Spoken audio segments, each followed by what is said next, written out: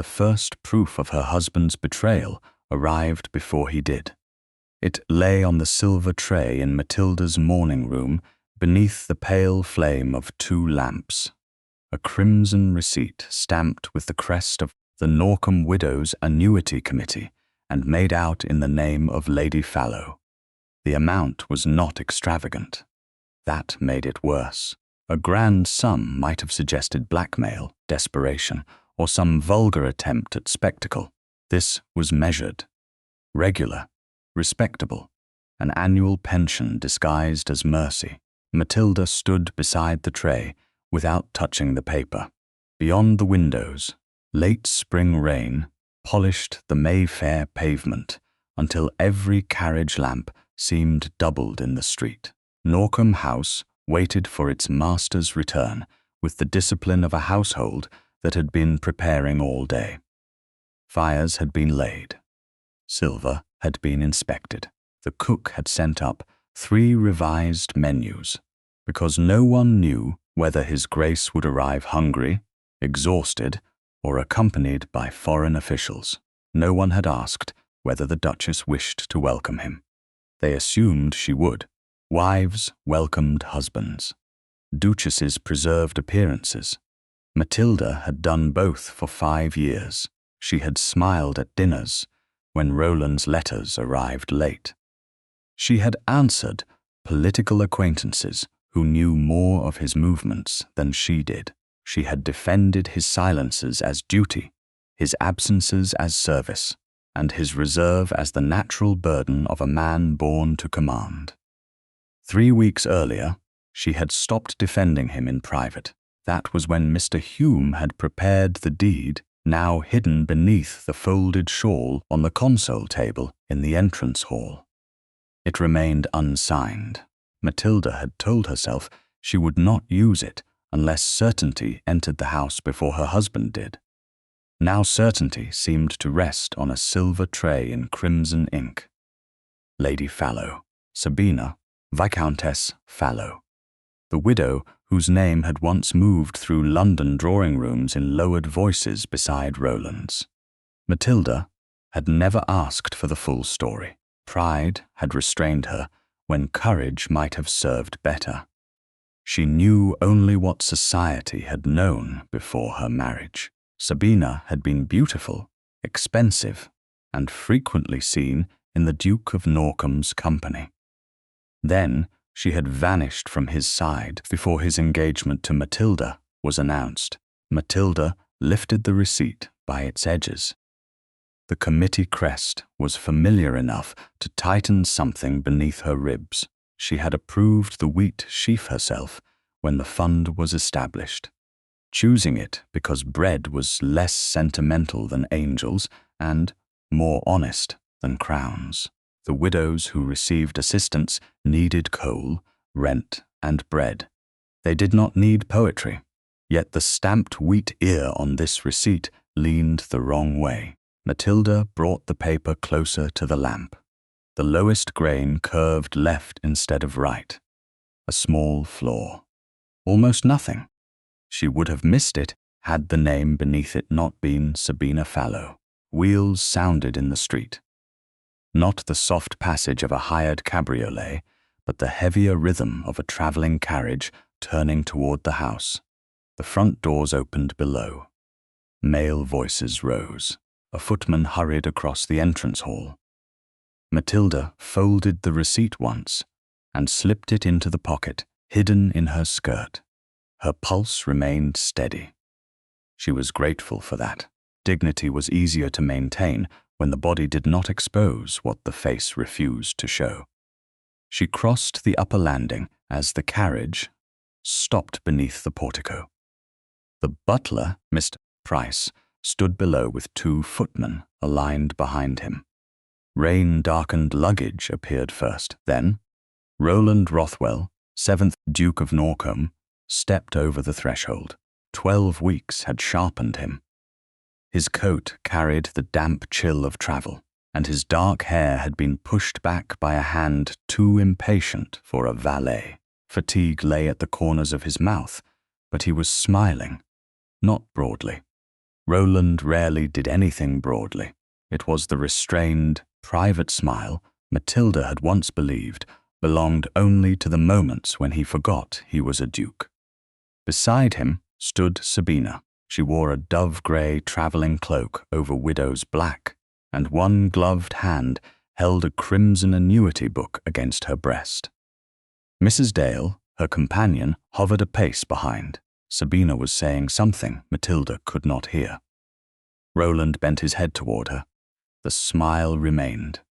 The entrance hall became very still. Mr. Price saw Matilda first. His expression changed by less than a breath, but every servant followed his gaze. Roland looked up.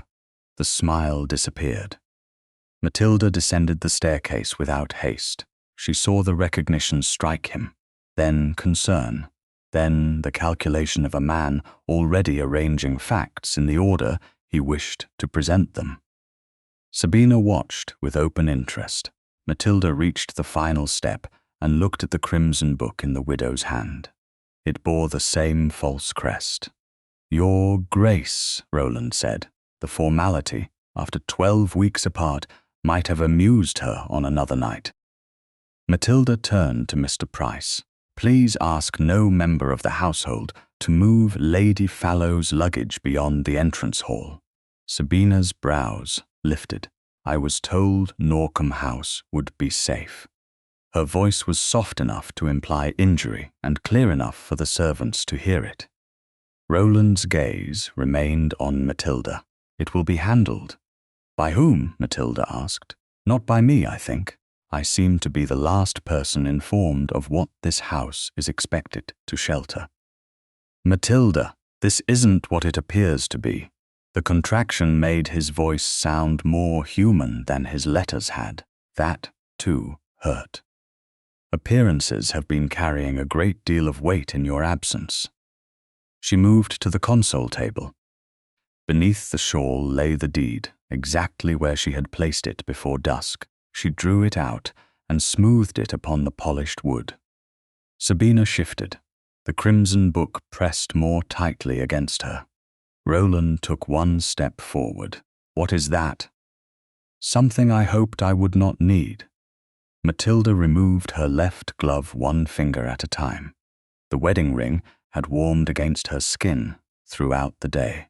It was a plain gold band, chosen without diamonds, because Roland had once told her that promises should not require ornament. She remembered believing him. She drew the ring free. The air touched the pale circle beneath it. She placed the ring upon the deed where Mr. Hume had marked the signature line. The small sound of gold against paper was almost nothing. Every person in the hall heard it. Roland went motionless. Sabina's lips parted, but Matilda did not look at her. This was not a contest between women. It was a reckoning between husband and wife. "Sign where Mr. Hume has marked, Your Grace." Roland stared at the ring. "I won't sign this in an entrance hall. Then we agree that some matters deserve privacy before they are acted upon." His jaw tightened. "You don't know why Lady Fallow is here?" "No, I do not." Matilda met his eyes. "That is the point." Sabina drew a careful breath. "Duchess, I didn't come to displace you. You could not." Matilda's voice remained quiet. "But you will not enter my family rooms tonight." Roland turned toward Sabina. Whatever understanding had existed between them in the carriage vanished from his expression. "Mrs. Dale will accompany you to Lady Pembury's residence. Your trunks will follow. No servant in this house is to take instruction from you." Sabina flushed. "You said I would be protected." "You will be," he replied.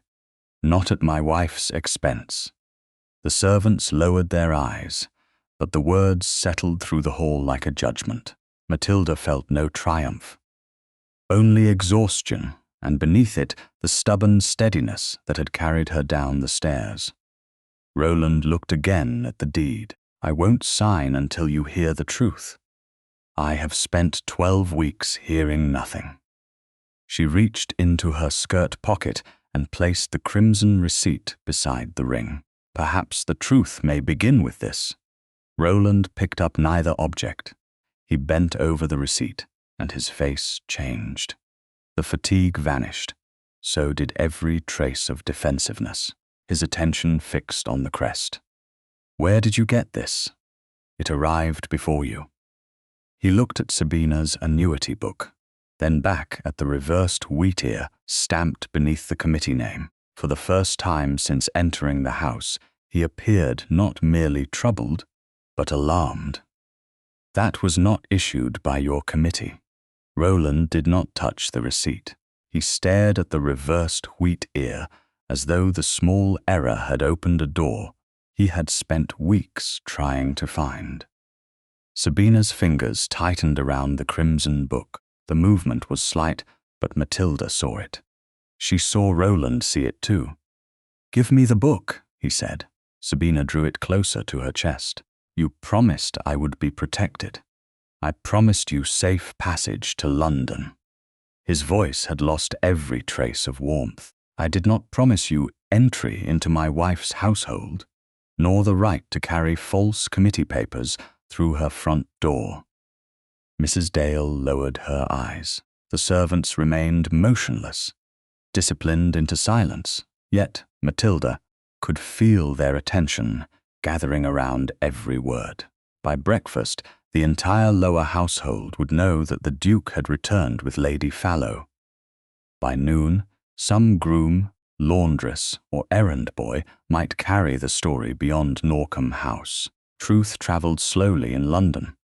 Appearance had better horses. Sabina looked toward Matilda. "The book was given to me. I didn't make it." "Then you should have no objection to surrendering it," Matilda replied. "I have every objection to being left without proof that I was deceived." Sabina's voice trembled at the edges, but Matilda did not mistake fear for innocence. Fear could produce honesty. It could also sharpen calculation. Roland glanced toward Mr. Price. "Have Lady Fallow's carriage brought around again. Her trunks are to follow her to Lady Pembury's residence. Mrs. Dale will accompany her." Sabina's face went still. "Lady Pembury is not expecting me until tomorrow." "She is expecting you tonight. You cannot know that. I sent word from Dover."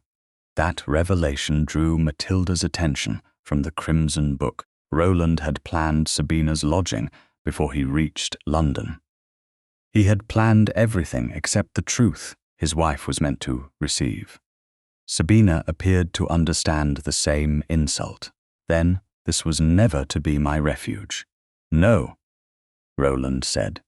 "It was to be a place where you would identify the man who printed those receipts." The hall seemed to contract around the words. Matilda looked at him. "You brought her here to identify someone. She said she would speak only once she was safely in London. And Norcombe House was the place you chose to make her feel safe." Roland's expression tightened. "I intended to bring her inside for a quarter of an hour, no more. I thought you were still at Lady Ursula's committee supper. You knew where I was expected to be. You did not know where I was. No, that distinction has governed our marriage more often than I realized." Sabina gave a small, impatient breath. "If the Duchess intends to punish you for helping her, perhaps I should leave before I become the cause of something irreversible." Matilda turned to her. "You are not the cause of my deed." Sabina's gaze fell to the paper and ring. "You prepared it before tonight, 3 weeks ago." Roland went pale beneath the fatigue of travel. It was the first wound Matilda had dealt him that he had not been able to parry with explanation. She felt no pleasure in it, only the bleak relief of finally being understood. Mr. Price returned to report that Lady Fallow's carriage would be ready within minutes. Roland stepped aside from the center of the hall, clearing a path to the door. "Mrs. Dale, please see that Lady Fallow leaves with everything she brought inside." "Yes, Your Grace." Sabina looked from him to Matilda. "And the book?" Roland answered before Matilda could. "You will keep it tonight." Matilda's eyes sharpened. Sabina's relief came too quickly. Roland continued, "Because if I take it from you now, you may later claim it was altered in my possession. Tomorrow, you will present it before witnesses." Sabina's relief vanished. "What witnesses?" "My wife's solicitor, the committee trustees, and a printer qualified to examine the impression." "You are treating me like a criminal." "I am treating the book like evidence." He spoke with the calm precision Matilda remembered from parliamentary dinners, when a man discovered too late that the Duke of Norcombe had allowed him to speak only so he could expose the weakness in his own argument. Yet this time, Roland's authority did not comfort her. It came after the humiliation, not before it. Sabina left 10 minutes later, with Mrs. Dale beside her, and the crimson annuity book still in her hands. The carriage rolled away into the rain. Only when the sound had faded did Matilda turn back to the console table. She lifted the wedding ring from the deed. Her hand was steady, but the skin beneath the band had reddened where she had drawn it over the knuckle. Roland watched as she opened the small blue velvet pouch she had brought down with the document and placed the ring inside. She pulled the cords tight. "You planned that as well," he said. "I planned not to lose what belonged to me merely because I no longer wished to wear it." His eyes closed briefly. "Matilda, do not ask me to stay tonight." "I wasn't going to ask that." "You were thinking it." Yes, the admission came without defense. It reached her more deeply than denial would have done. She gathered the deed. But Roland placed one hand on the console table, not touching the paper. "At least let me explain the receipt. You may explain one fact, nothing more. Lady Fallow came to me in Calais 7 weeks after first writing that false pensions were being issued under your name. She claimed a man in London was using the committee crest to create payments that looked legitimate.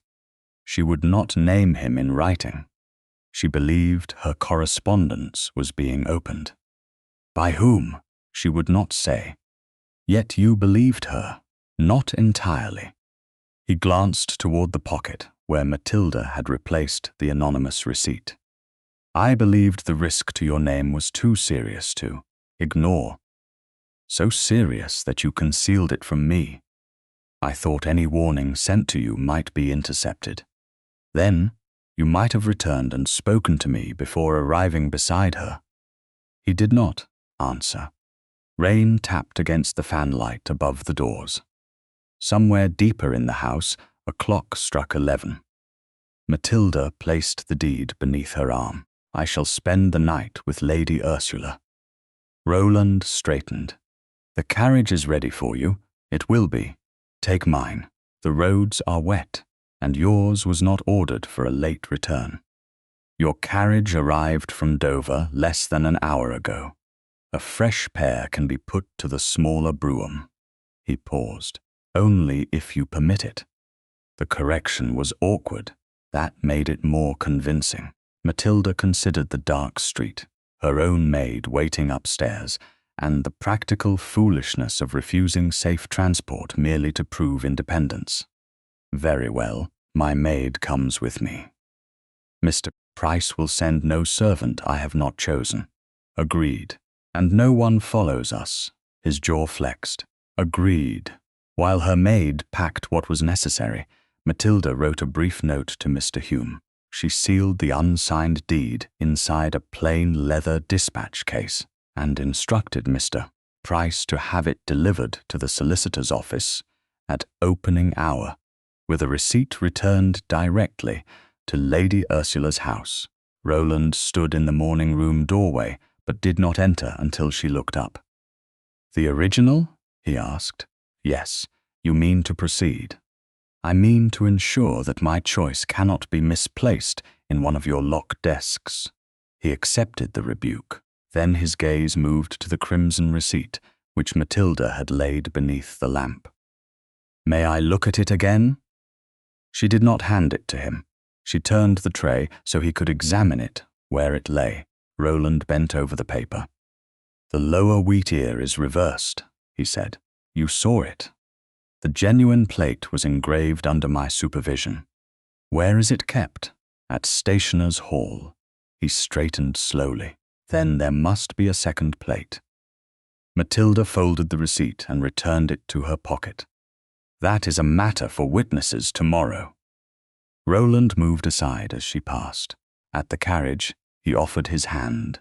Then he remembered himself and let it fall before she had to refuse. Matilda stepped inside without assistance, through the rain-darkened glass. She saw him remain beneath the portico until the brougham turned away. Lady Ursula was waiting in her drawing-room despite the hour. Wrapped in a deep green shawl, and wearing the expression of a woman prepared to receive either scandal or battle, Matilda told her only what was necessary. The Duke had returned. Lady Fallow had accompanied him. A false committee receipt had arrived. The deed would be with Mr. Hume by morning. Lady Ursula did not ask whether Matilda had cried. She ordered tea. Near dawn, after the house had quieted, Matilda examined the receipt once more beneath a shaded lamp. The false crest troubled her, but the printed number troubled her more. Committee receipts were issued in recorded batches. She knew the present series because she had approved it 11 days before Roland's return. The number in her hand belonged to a sequence that did not exist. Someone had not merely copied the crest. Someone had created an entire batch and expected no one to notice. By 11 o'clock the next morning, the unsigned deed of separation was already locked in Mr. Hume's strongbox, and the counterfeit receipt still rested in Matilda's possession. She had slept little. The blue velvet pouch containing her wedding ring lay inside the locked writing box beside Lady Ursula's bedchamber, where no servant entered without permission. Matilda had chosen that location herself. She had no intention of allowing sentiment, curiosity, or household gossip to decide the object's next movement. Lady Ursula's drawing-room faced Cavendish Square, where damp leaves shone beneath a thin wash of morning light. The doors stood open, as propriety required. A maid arranged the tea service and withdrew to the adjoining room. Mr. Hume sat near the fire, with his leather case closed across his knees. He had already confirmed receipt of the deed, recorded the time of delivery, and sent the signed acknowledgment Matilda had requested. Roland arrived precisely at the hour named on his calling card. He wore a dark morning coat instead of travel clothes, and the fatigue that had hollowed his face the night before had receded. It had not vanished. Matilda noticed the shadows beneath his eyes and resented herself for noticing. He bowed first to Lady Ursula, then to Matilda. His gaze touched the bare ring finger she kept resting against the folds of her skirt. "Your Grace," Lady Ursula said, "you asked for an opportunity to explain. You have it. I advise you not to waste it." Roland accepted the rebuke with a slight inclination of his head. "I don't intend to." Matilda did not invite him to sit. After a moment, Lady Ursula did. He took the chair opposite Matilda, leaving enough distance to make the arrangement formal. Mr. Hume remained beside the fire as witness, solicitor, and keeper of the document Roland had refused to sign. "Begin with Lady Fallow," Matilda said. "Not with the receipt. Not with Leander Croft. With her." Roland held her gaze. "Sabina was my mistress 6 years ago." The directness struck harder than euphemism would have done. Lady Ursula's fingers tightened once around the arm of her chair. Matilda remained still. "For how long?" 14 months, And when did it end? 5 years and 4 months ago, before I asked to court you, before our engagement, before I made any promise to you. Did it end because you intended to marry me? No. The answer came without hesitation. It ended because the arrangement had become cruel to both of us. Sabina wanted a place in my life I was unwilling to give. I wanted companionship without responsibility. I told myself the terms were clear because money changed hands and no vows had been spoken. They were not clear. They were convenient. Matilda had expected denial, qualification, perhaps a polished account designed to make vice sound youthful and remote. His refusal to soften it disarmed her more than defense might have done. Did you resume that relationship after our marriage? No. Did you kiss her in Calais? No. Did you share a room? No. Did you touch her as a lover? No. His voice remained steady. I have not had a physical relationship with Sabina since before our engagement. Matilda believed that he believed every word he spoke. It was not yet the same as believing him. Then, why did she travel home beside you? Roland folded his hands, perhaps to keep them from reaching for explanation before he had earned it. 7 weeks ago, she sent a letter to my lodging in Brussels. She claimed someone in London was issuing false annuity receipts under your committee's name. She included a poor impression of the crest and said the scheme was meant to make it appear that committee funds were being used for private payments. Payments to her. Yes, Soup One. Why? Because the accusation would injure 3 reputations at once. Yours as committee patroness, mine as your husband, hers as my former mistress. Mr. Hume spoke for the first time, and money was in fact being paid to Lady Fallow. Roland turned toward him. Her lodging account received funds she believed came from a private settlement arranged through an intermediary. She says Leander Croft managed the payments. Matilda felt the first cold movement of genuine danger beneath the injury. Leander was secretary to the committee. He was, Mr. Hume said, until 8 months ago. Roland continued. Sabina said Croft had access to genuine impressions, beneficiary lists, and administrative vouchers while he held that position. She feared he was using her debts to force her cooperation. Did she say this in her first letter? Matilda asked. No. She refused to name him in writing. She believed her correspondence was being opened. Yet she named him to you last night. In the carriage, moments before we reached Norcombe House, Matilda saw again the entrance hall, the rain on Roland's coat, the crimson book in Sabina's hands, and the private smile that had greeted the name of another man while his wife stood above them unseen. That was why you smiled. It was relief. His jaw tightened. I had followed 3 false trails across Belgium and northern France. When she finally gave me Croft's name, I believed I had the beginning of proof. You had the beginning of proof, Matilda said. I had the sight of my husband coming home with the woman he once kept. He lowered his eyes. Yes, you might have written to me before returning. I believed any warning sent to you could be intercepted. You might have sent a trusted messenger. I should have. You might have stopped in Dover long enough to send word through Mr. Hume. I should have. You might have entered this house alone. He looked at her again. I should have. Silence followed. It was not forgiveness.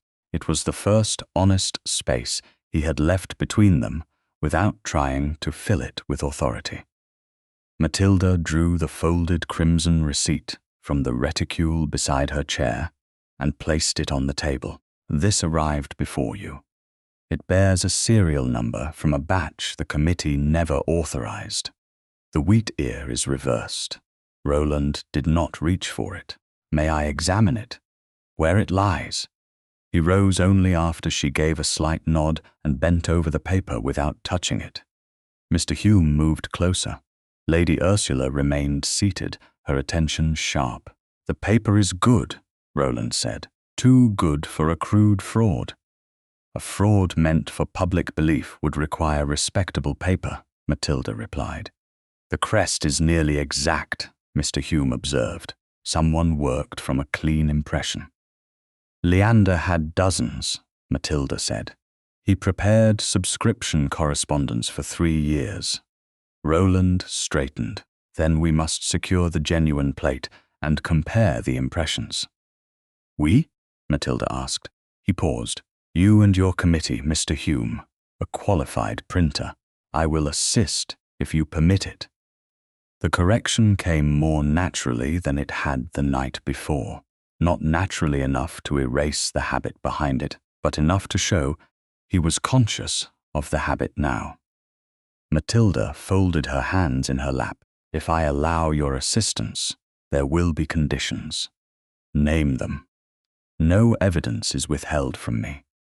Not because you think it dangerous, not because you think it shameful, and not because you imagine ignorance will preserve my peace." "Agreed." "No payment, settlement, bargain, or promise of silence is made without my knowledge." A flicker crossed his face. She saw that this condition reached an instinct he had not yet surrendered. "Agreed," he said, "and I decide how the committee's name is defended. It is not a branch of your estate. Its trustees are not your servants. Its widows are not pieces in a political calculation." "Agreed." Lady Ursula looked at him. "You answer quickly, Your Grace, because she is right." Matilda studied him. "Agreement is not proof of change. I know." Mr. Hume opened his case. "The receipt should be placed in documented custody before further examination." Matilda lifted it herself. She showed both sides to Lady Ursula, Roland, and Mr. Hume. Mr. Hume recorded the time, the visible condition, the serial number, and the reversed wheat ear. Then Matilda placed the receipt inside the evidence envelope he held open. He sealed it in their presence and marked the flap. The original counterfeit receipt was no longer hers to carry. It belonged now to the truth they might be able to prove. Roland watched the seal cool. "There is one more matter," he said. "Your household allowance and charitable authority must not be vulnerable while you remain away from Norcombe House. They are already protected by the settlement. Not clearly enough for every steward or banker who may hear gossip before law." He removed a folded paper from his inner pocket and placed it before Mr. Hume, not Matilda. "This confirms that Her Grace retains full household allowance, committee correspondence, staff access, and every authority previously exercised in her name during our separate residence." Mr. Hume read it carefully. "It does not place committee funds under ducal control. It must not." Matilda looked at Roland. "You prepared this before coming here, at dawn. Why?" His gaze moved to her bare hand, then returned to her face. "Because last night I protected your place in my house only after making it appear unsafe. I won't ask you to trust words where an action can stand instead." The answer touched something she had guarded too late. She did not let it open. When Roland rose to leave, his attention fell to the faint redness at her knuckle. "Did the ring hurt you?" "Only when I removed it." His hand shifted at his side. "May I see?" "No." Pain crossed his face, quiet and quickly mastered. "Very well." He bowed and walked toward the open doors. Matilda stopped him before he crossed the threshold. Leander Croft had access to beneficiary lists, receipt impressions, and committee correspondence. Roland turned. Yes. Then the fraud did not begin with Lady Fallow. Matilda looked at the sealed envelope in Mr. Hume's case. It began inside my own committee.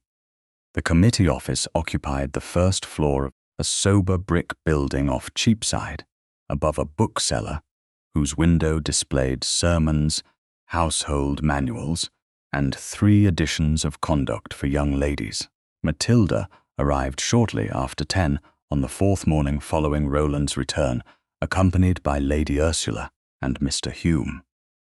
Roland came separately, as agreed. He had sent no carriage to fetch her, no footman to watch the door, and no message asking whether she had reconsidered the arrangement.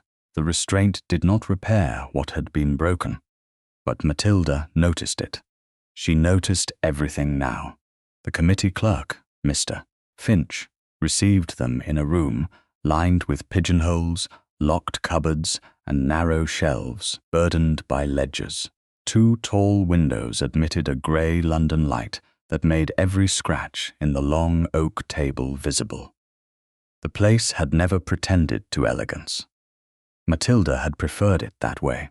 Women came there because coal bills did not wait for beauty, and rent collectors were not moved by chandeliers. Mr. Finch bowed too many times and nearly overturned an inkstand. He had served the committee for 18 months, long enough to recognize danger in the arrival of a duchess, a duke, a solicitor, and Lady Ursula before luncheon. "Your Grace," he said to Matilda, "I have prepared the current receipt books and the subscription register, as Mr. Hume requested, and the older administrative records from Mr. Croft's tenure," Matilda asked. "Those are here as well." His eyes flicked toward Roland and away again. Matilda understood the glance. Society already had the shape of a scandal, even if it lacked the details. A duke returned with his former mistress. His wife left the house.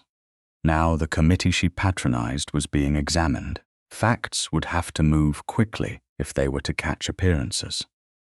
Mr. Finch unlocked the central cupboard and removed a crimson receipt book wrapped in plain linen. He placed it before Matilda, but did not open it until she nodded. The cover was familiar. The committee name had been stamped in gold, the corners reinforced, the spine numbered in black ink. Each receipt inside remained attached to a counterfoil until issued. When a payment was authorized, the receipt was removed, and the matching stub retained the beneficiary's name, sum, date, and signatures.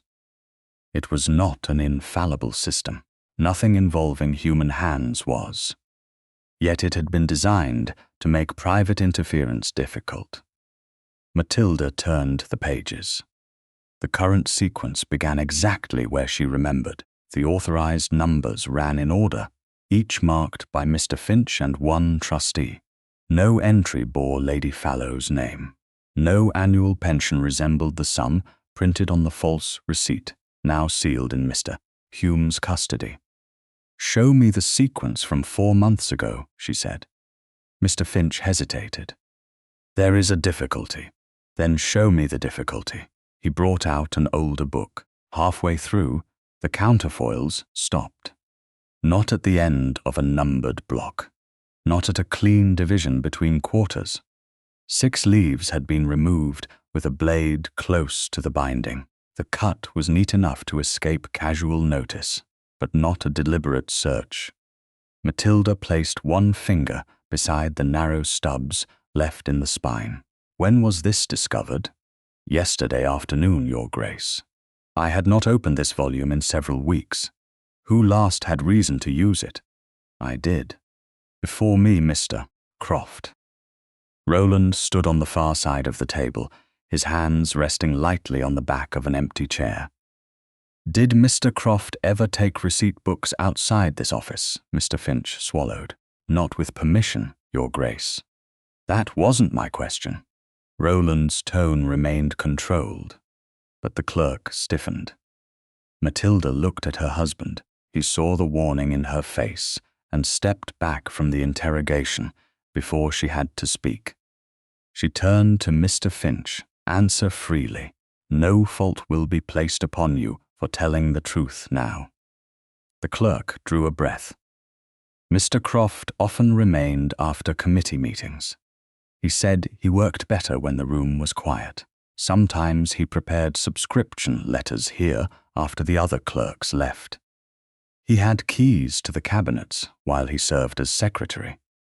Did he return every key when he resigned, Mr. Finch looked toward the cupboard. He returned 2. How many had been issued? Matilda asked. 3.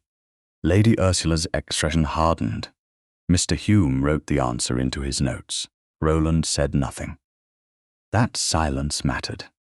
A month earlier he would have ordered the locks changed, summoned every servant, and decided what Matilda should be told afterward.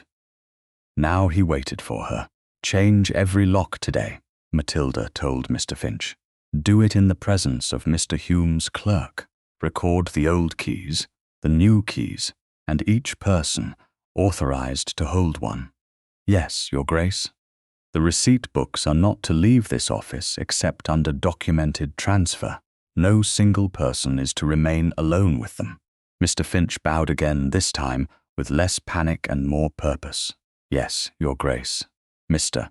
Hume examined the cut leaves through a small lens, but touched nothing with bare fingers. The paper removed here could have provided clean impressions, numbering guides, and examples of the committee's ordinary form. Enough to manufacture an unauthorized batch, Matilda said. Enough to make it look routine, Roland added. She glanced at him. Routine is what makes dishonesty respectable. He accepted the lesson without reply. Near noon, Mr. Bell arrived from Stationers' Hall. He was a broad, silver-haired man with ink permanently darkened into the creases of his fingers. He bowed to Matilda, nodded to Mr. Hume, and treated Roland with the careful respect of a tradesman who knew rank but did not confuse it with expertise. Matilda liked him at once. Mr. Hume showed him a certified sketch of the false crest copied from the sealed receipt. The original remained untouched in evidence custody. Mr. Bell studied the drawing, then the genuine impression on the committee book. The false mark was taken from paper, he said, not from the original copper. How can you tell? Lady Ursula asked. He pointed to the wheat ear. The engraver copied the shape as the eye saw it, but not the direction in which the tool laid the line. When a design is copied from an impression, small curves reverse in the hand. A hurried man corrects the large forms and misses the grain. Matilda leaned closer. Could one clean receipt be enough? More than enough for a competent engraver. Better still if he had several impressions and the numbering style. Where is the genuine plate? Roland asked. In secure custody at Stationers' Hall. It has not left the building since it was approved. Who has access? Matilda asked. Myself, the custodian, and one senior pressman. Entry is recorded. Then a second plate exists. Mr. Bell's mouth flattened. If the receipt is printed as described, yes, Your Grace, someone paid to have it cut. The room changed around that certainty. The fraud was no longer a rumor carried by Sabina or a suspicion stamped in crimson ink. Somewhere in London lay a piece of copper capable of producing Matilda's name, Matilda's crest, and Matilda's apparent authority whenever Leander wished. Mr. Finch entered with a calling card on a small tray. His face had lost what little colour remained. This was delivered for Her Grace. Matilda took the card. The engraved name read Mr. Leander Croft. Beneath it, in a confident hand, was a single line. Attend the Lord Mayor's widow's annuity banquet, or Lady Fallow will explain her pension without you. Lady Ursula read over Matilda's shoulder. The insolence. Roland's expression turned cold. You will not attend. Matilda looked up. That was not a request made to you. It is an ambush. Yes, then you should not walk into it. If Sabina intends to accuse my committee before subscribers, trustees, clergy, and beneficiaries, absence will be read as guilt. Let me answer it. With what proof? He stopped. Mr. Bell had confirmed a second plate, but they did not possess it. The missing counterfoils suggested access, not authorship. Leander's card was a threat, not a confession. Matilda folded the card once and placed it beside Mr. Hume's notebook. If the accusation uses my name, I will be present when it is spoken. Roland's jaw tightened. Then I will arrange protection. You may propose it. He met her eyes. The correction cost him, but he made it. May I place 2 discreet men at the entrance and have Mr. Hume informed of their names? Matilda considered the public hall, the committee's vulnerable papers, and Leander's confidence. Yes, they will take instruction from Mr. Hume while inside. Agreed. Mr. Hume recorded the arrangement. Mr. Bell rewrapped the genuine book. Mr. Finch carried it back to the cupboard, where the missing counterfoils left their narrow white wounds beside the binding. Matilda watched the lock turn. Evidence had begun to form a path, but it was not yet enough to protect anyone. Roland moved to stand near her, not close enough to claim intimacy. You should not have to defend this alone, he said quietly. I am not alone. Matilda looked at Lady Ursula, Mr. Hume, Mr. Bell, and the frightened clerk who had finally told the truth. Then she faced her husband. But neither are you permitted to stand in front of me. Something in his expression shifted, not pride wounded, but pride being forced into a new shape. Then tell me where to stand. Matilda took Leander's card from the table. Beside the truth, if you can bear what it reveals. Behind them, Mr. Bell secured his case and said, almost to himself, one clean impression could make the second plate. Matilda looked back at the severed counterfoils. Leander had once handled dozens. Stationer's Hall smelled of ink, damp wool, and old wood polished by generations of careful hands. Matilda entered beneath the watch of stone saints blackened by London soot, with Lady Ursula at her side, and Mr. Hume carrying the sealed evidence case. Roland followed a measured pace behind them. He had not tried to take the lead. That restraint had become noticeable precisely because it cost him effort. Mr. Bell received them in a secure workroom beyond the public chambers, where 2 presses stood silent beneath tall windows and locked cabinets lined one wall. A senior custodian recorded their names, the hour of entry, and the purpose of the examination before producing the genuine copper plate. It arrived wrapped in oiled cloth and was placed upon a felt-covered table. No one touched it except Mr. Bell. This plate hasn't left the hall since the committee approved it, he said. The custody book confirms every inspection. Matilda studied the engraved sheaf. In metal, the lines seemed almost abstract. On paper, they became the familiar crest she had seen on hundreds of legitimate receipts. Mr. Bell tilted the plate toward the light and indicated the lower wheat ear. Here, the tool entered from the right, which means the printed curve bends right. A man copying the impression instead of the metal might reverse it without realizing. If he were hurried, Matilda said, or careless, or certain no one with authority would look closely, Lady Ursula added.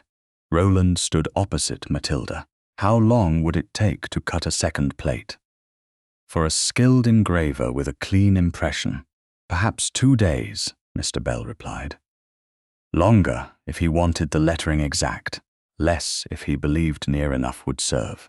And the paper? Mr. Hume asked. Good crimson stock is easy enough to buy. The difficulty is not the color. It is the numbering, the counterfoil design, and the confidence to put a respected name at the top. Matilda looked at the genuine plate and felt again the cold astonishment that had struck her in the committee office. Someone had transformed her public work into an instrument of private shame. The false receipt did not merely imitate a crest. It claimed her judgment. It made her appear to have approved Sabina's pension with her own hand. "May we compare the plate with the sealed receipt?" Roland asked. Mr. Hume glanced at Matilda. She nodded. The solicitor opened the evidence case, recorded the condition of the seal, and broke it before witnesses. He removed the counterfeit receipt without handing it to anyone. Mr. Bell leaned over it beneath a shaded lamp. "The reversed ear is plain," he said. "There is also a nick under the final letter of Norcombe, small, but repeated pressure from the same plate would reproduce it." "The genuine impression has no nick," Matilda said. "No, Your Grace." Mr. Bell straightened. "This came from another plate." The statement was simple. Its consequences were not. Roland's eyes met hers across the table. For once, he did not say they would find the plate. He did not promise an outcome he could not yet command. "What do you want done next?" he asked. "The plate returns to custody," Matilda said. Mr. Hume reseals the receipt. Mr. Bell prepares a written description of the differences. But no impression is made from the genuine plate without committee authorization. "Agreed," Mr. Bell said. Mr. Hume completed the transfer record while the custodian rewrapped the copper and locked it away. Only when the key had turned did Matilda allow herself to breathe more freely. Outside the secure room, Roland handed Mr. Hume a folded memorandum. "My man found the address Croft used after leaving the committee." Mr. Hume read it. "A rented room above a print shop in Fleet Street. The landlord confirms Croft paid through the last quarter. Has anyone entered?" Matilda asked. "No," Roland said. "The landlord refuses without lawful authority." "As he should." "I agree." She looked at him, surprised by the absence of impatience. He gave a faint, humorless smile. "I'm learning that not every locked door is an insult to my rank." Lady Ursula made a soft sound that might have been approval. Before Matilda could answer, a clerk approached Mr. Hume with a message from the committee banker, requesting their immediate presence at his offices near Lombard Street. They arrived shortly before 1 o'clock. The banker, Mr. Carden, received them in a private room, lined with ledgers and iron boxes. He had the grave expression of a man who disliked disorder, because disorder had a habit of becoming public. "Your Grace," he said to Matilda, "we have identified an irregular withdrawal from 4 months ago. The sum was £240. On whose authority? An administrative voucher bearing Mr. Croft's signature and a countersignature copied from a former trustee." Mr. Hume leaned forward. "Copied?" "The trustee died 11 months before the date on the voucher." Silence settled over the room. Matilda felt Lady Ursula's hand tighten around the head of her cane. Roland did not move. "How was it described?" Matilda asked. "Emergency assistance to a widow facing loss of lodging." The recipient line in our office copy was left blank. "Was the money collected in notes?" Mr. Carden nodded. "Yes, we have the numbers." One note was later paid into an account maintained for Lady Fallow's lodging. Roland's face hardened. "By Sabina, the lodging keeper, deposited it. We cannot yet say who gave it to her." Matilda looked toward the rain-streaked window.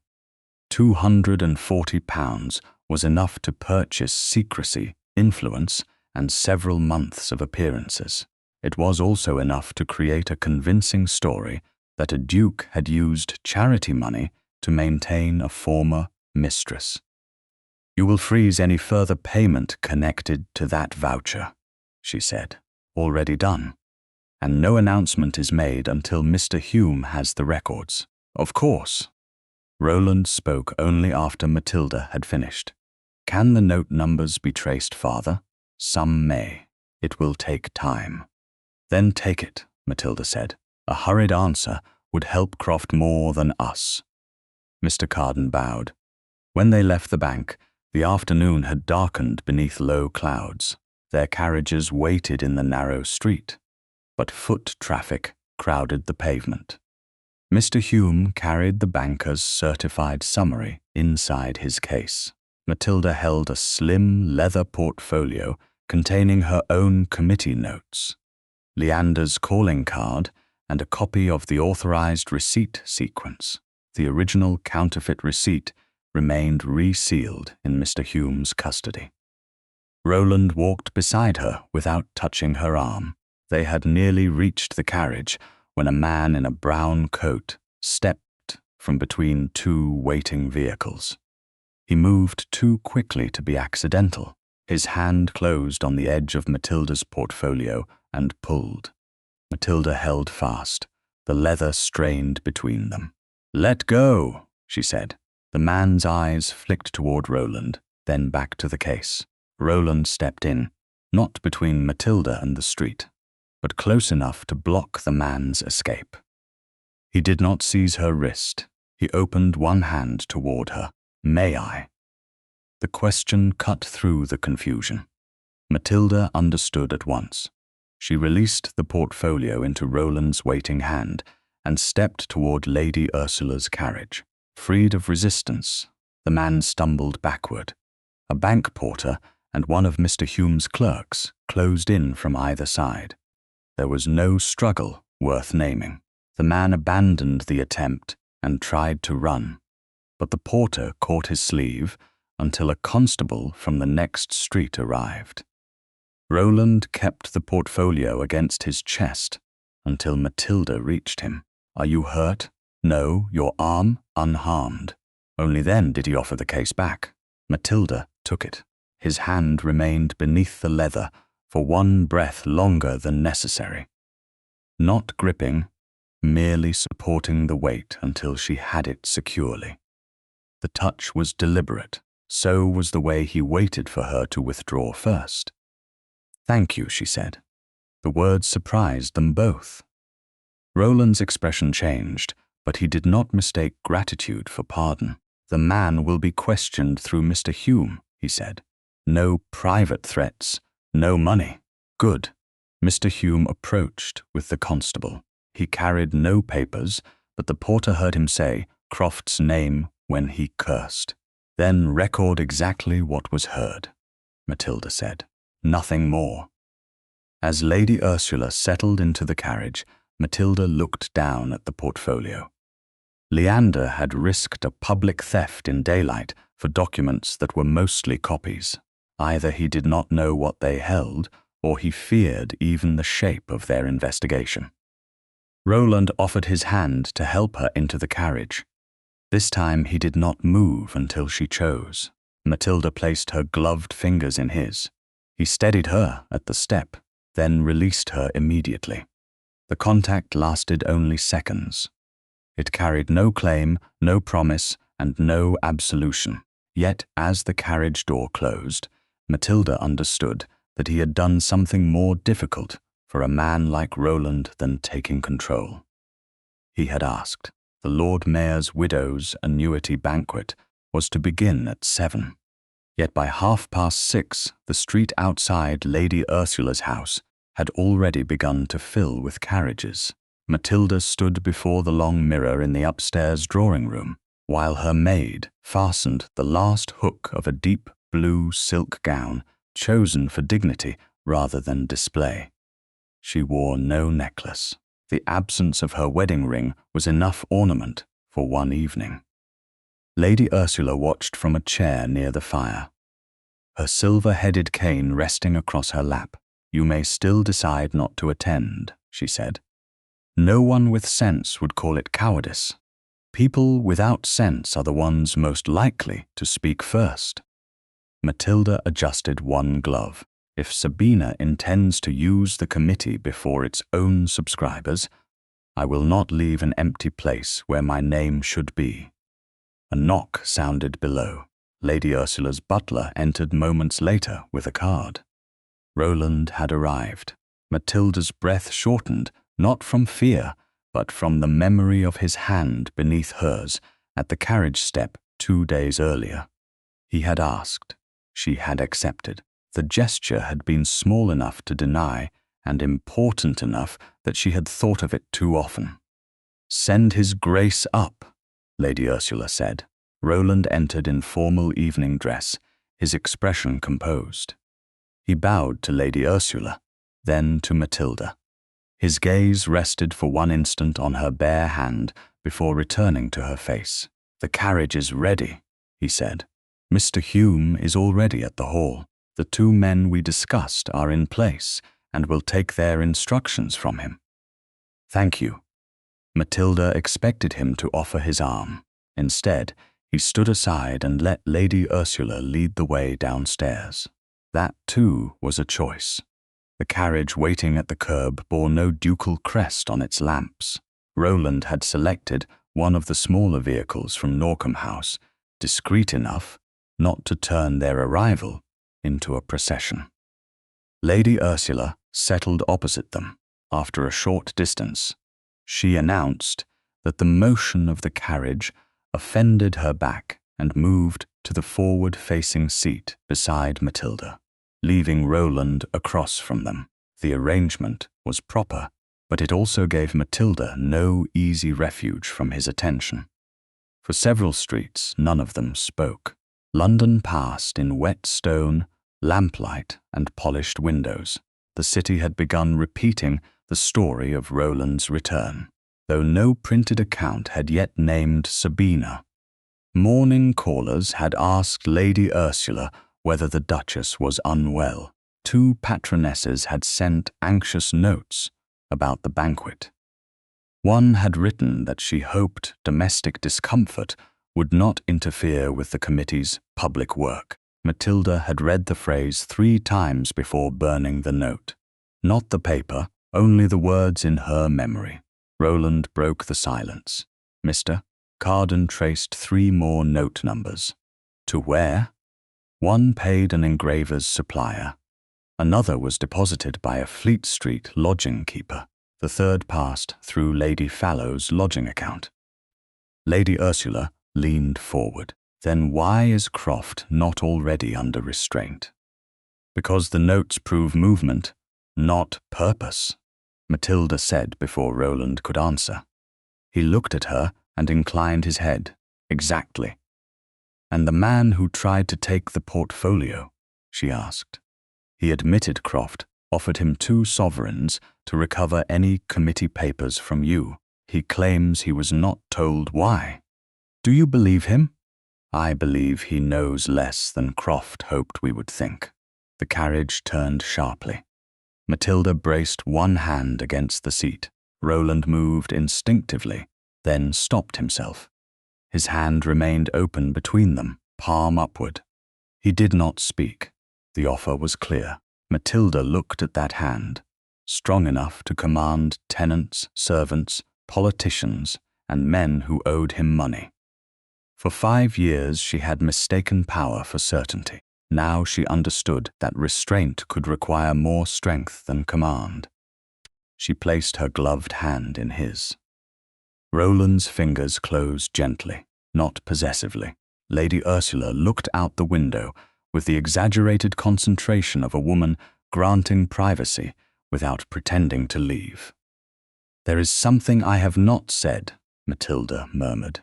Roland waited. "I am not most afraid that people will think you returned to Sabina." His thumb shifted once against the back of her glove, then stilled. "What are you afraid they will think? That I used the widows as cover? That I built a committee to speak of duty while arranging private support for my husband's former mistress? Those women trusted my name because they believed I would never turn necessity into spectacle. You did not. Truth arrives after suspicion, sometimes much later." "Then I will speak first." Matilda met his eyes. "No, you will speak when I ask you." Pain flickered across his face, but he nodded. "Yes. My reputation is not an annex of yours, Roland. I know that now. Knowing it tonight is not the same as having lived by it. I know that too. The carriage slowed. Neither released the other.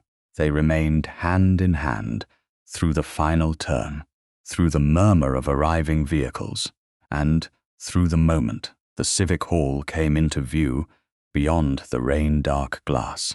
Matilda drew strength from the contact without mistaking it for reconciliation. When the carriage stopped, Roland loosened his fingers first and waited. She withdrew her hand. The space between them felt colder than before. Inside the hall, chandeliers cast a warm brilliance over long tables dressed in white linen. Clergy, merchants, trustees, aldermen, and aristocratic patronesses stood in clusters beneath banners bearing the names of charitable societies. Several widows, selected to speak about the fund, sat near the front with their best bonnets pinned carefully beneath anxious expressions. Their presence steadied Matilda more than any title could have done. She entered beside Lady Ursula. Conversation faltered, then resumed in a lower register. Roland came behind them. Across the room, Sabina stood in widow's black, the crimson annuity book visible against one gloved palm. Leander Croft remained half a step behind her, dressed with the sober precision of a respectable professional man. Nothing in his face suggested panic. That troubled Matilda more than fear would have done. A silver-haired trustee approached Roland first, but Roland did not stop. Society expected him to cross towards Sabina, to clarify the intimacy implied by their journey, or at least to place himself between the two women. Instead, he walked directly to Matilda. He bowed before the room. "Your Grace, may I stand beside you?" The question carried only far enough for those nearest to hear, yet the movement itself was visible across the hall. Matilda studied him. He was not asking permission to defend her. He was asking where she wished him placed. "You may," she said, "but you will not answer for me." "I won't." He took the position at her right, close enough to signal allegiance, far enough to preserve her space. Sabina watched. Her expression remained composed, but the hand holding the crimson book tightened. Leander leaned toward her and said something too low to hear. Matilda saw Mrs. Dale standing several paces behind them. The companion's face was pale. She avoided Sabina's gaze. The Lord Mayor's representative called the gathering to order. Chairs scraped. Conversations ended. Matilda moved toward the table reserved for committee officers, and Roland followed only when she did. As they sat, Leander requested a word with the presiding trustee. The two men spoke near the dais. A ripple passed through the front rows. Then the trustee turned toward Sabina. "Lady Fallow has asked permission to address the assembled subscribers before dinner." Matilda felt every eye in the hall shift. Sabina rose slowly, crimson book in hand. Roland's body went still beside Matilda.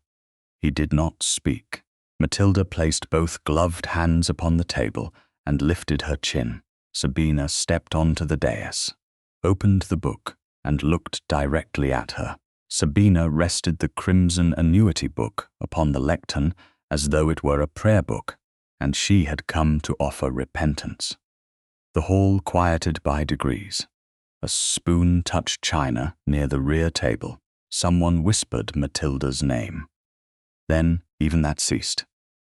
"I had not intended to speak tonight," Sabina began, her voice low enough to suggest reluctance and trained enough to reach the farthest row. "But conscience does not become less demanding merely because truth is inconvenient." Leander stood near the dais, with his hands folded behind his back. His expression conveyed sober concern, the respectable mask of a man who wished to seem dragged unwillingly toward scandal. Matilda looked instead at the book. It remained in Sabina's possession. exactly where it had been since the night at Norcombe House. No one in the room knew that the crest had been copied from paper, that the wheat ear bent the wrong way, or that missing counterfoils had already opened a path toward Leander. Suspicion had arrived before proof. It was about to speak first. Sabina opened the book. For 4 months, I have received payments recorded as assistance from the Norcombe Widows' Annuity Committee. A murmur spread through the subscribers. Several trustees turned toward Matilda. Sabina waited until the sound had grown, then continued. I accepted those funds because I was told they formed part of a private settlement. I believed the arrangement had been made by His Grace, the Duke of Norcombe. Roland remained still beside Matilda. Only after reaching London did I understand that the money had passed beneath the authority of his wife. Sabina lifted her eyes to the room. I will not live on charity from my lover's wife. The words did not strike like a shout. They struck like a blade, placed carefully between ribs. One of the widows at the front table lowered her gaze. A clergyman looked toward Roland. Lady Ursula's hand closed around her cane. Matilda felt the entire structure of her public life tremble beneath a lie built from just enough truth to bear weight. Roland had once kept Sabina. Money had reached Sabina's lodging. The false book carried Matilda's crest. The room did not need certainty. It needed only a story simple enough to repeat. The presiding trustee rose halfway from his chair. Lady Fallow, are you alleging that committee funds were knowingly directed for private purposes? Sabina placed one gloved hand upon the open page. I am saying that receipts bearing the committee's name recorded payments made for my maintenance. I am saying His Grace renewed his interest in me at Calais. I am saying the Duchess must have known, because such books do not issue themselves.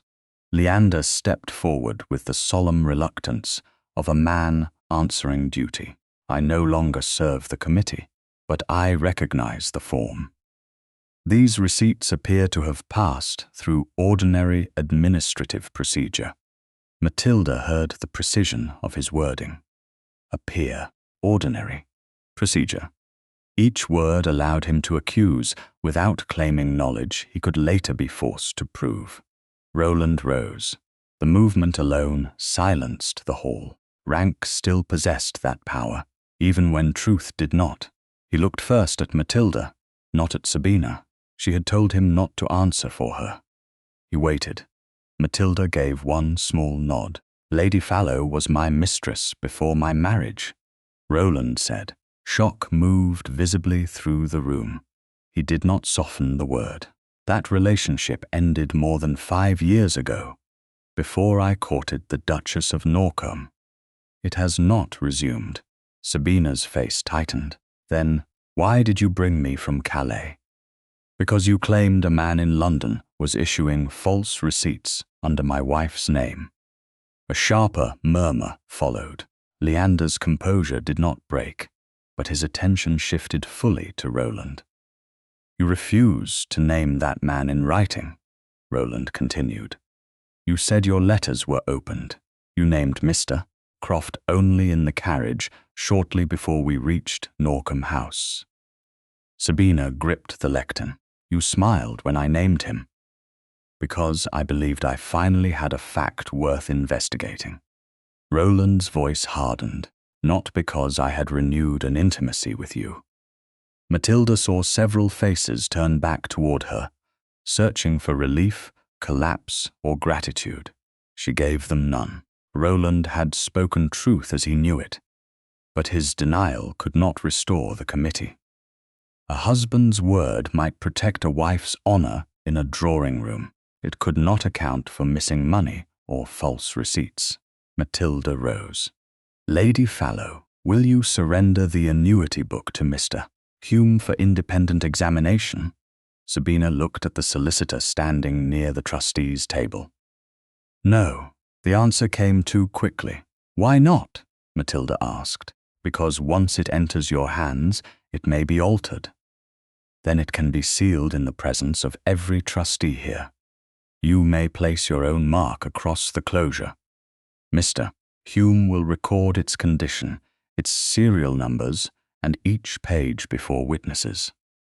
Sabina glanced at Leander. He lowered his eyes, but the movement carried instruction. I have already been deceived once, she said. I will not surrender the only proof I possess to the woman most interested in destroying it.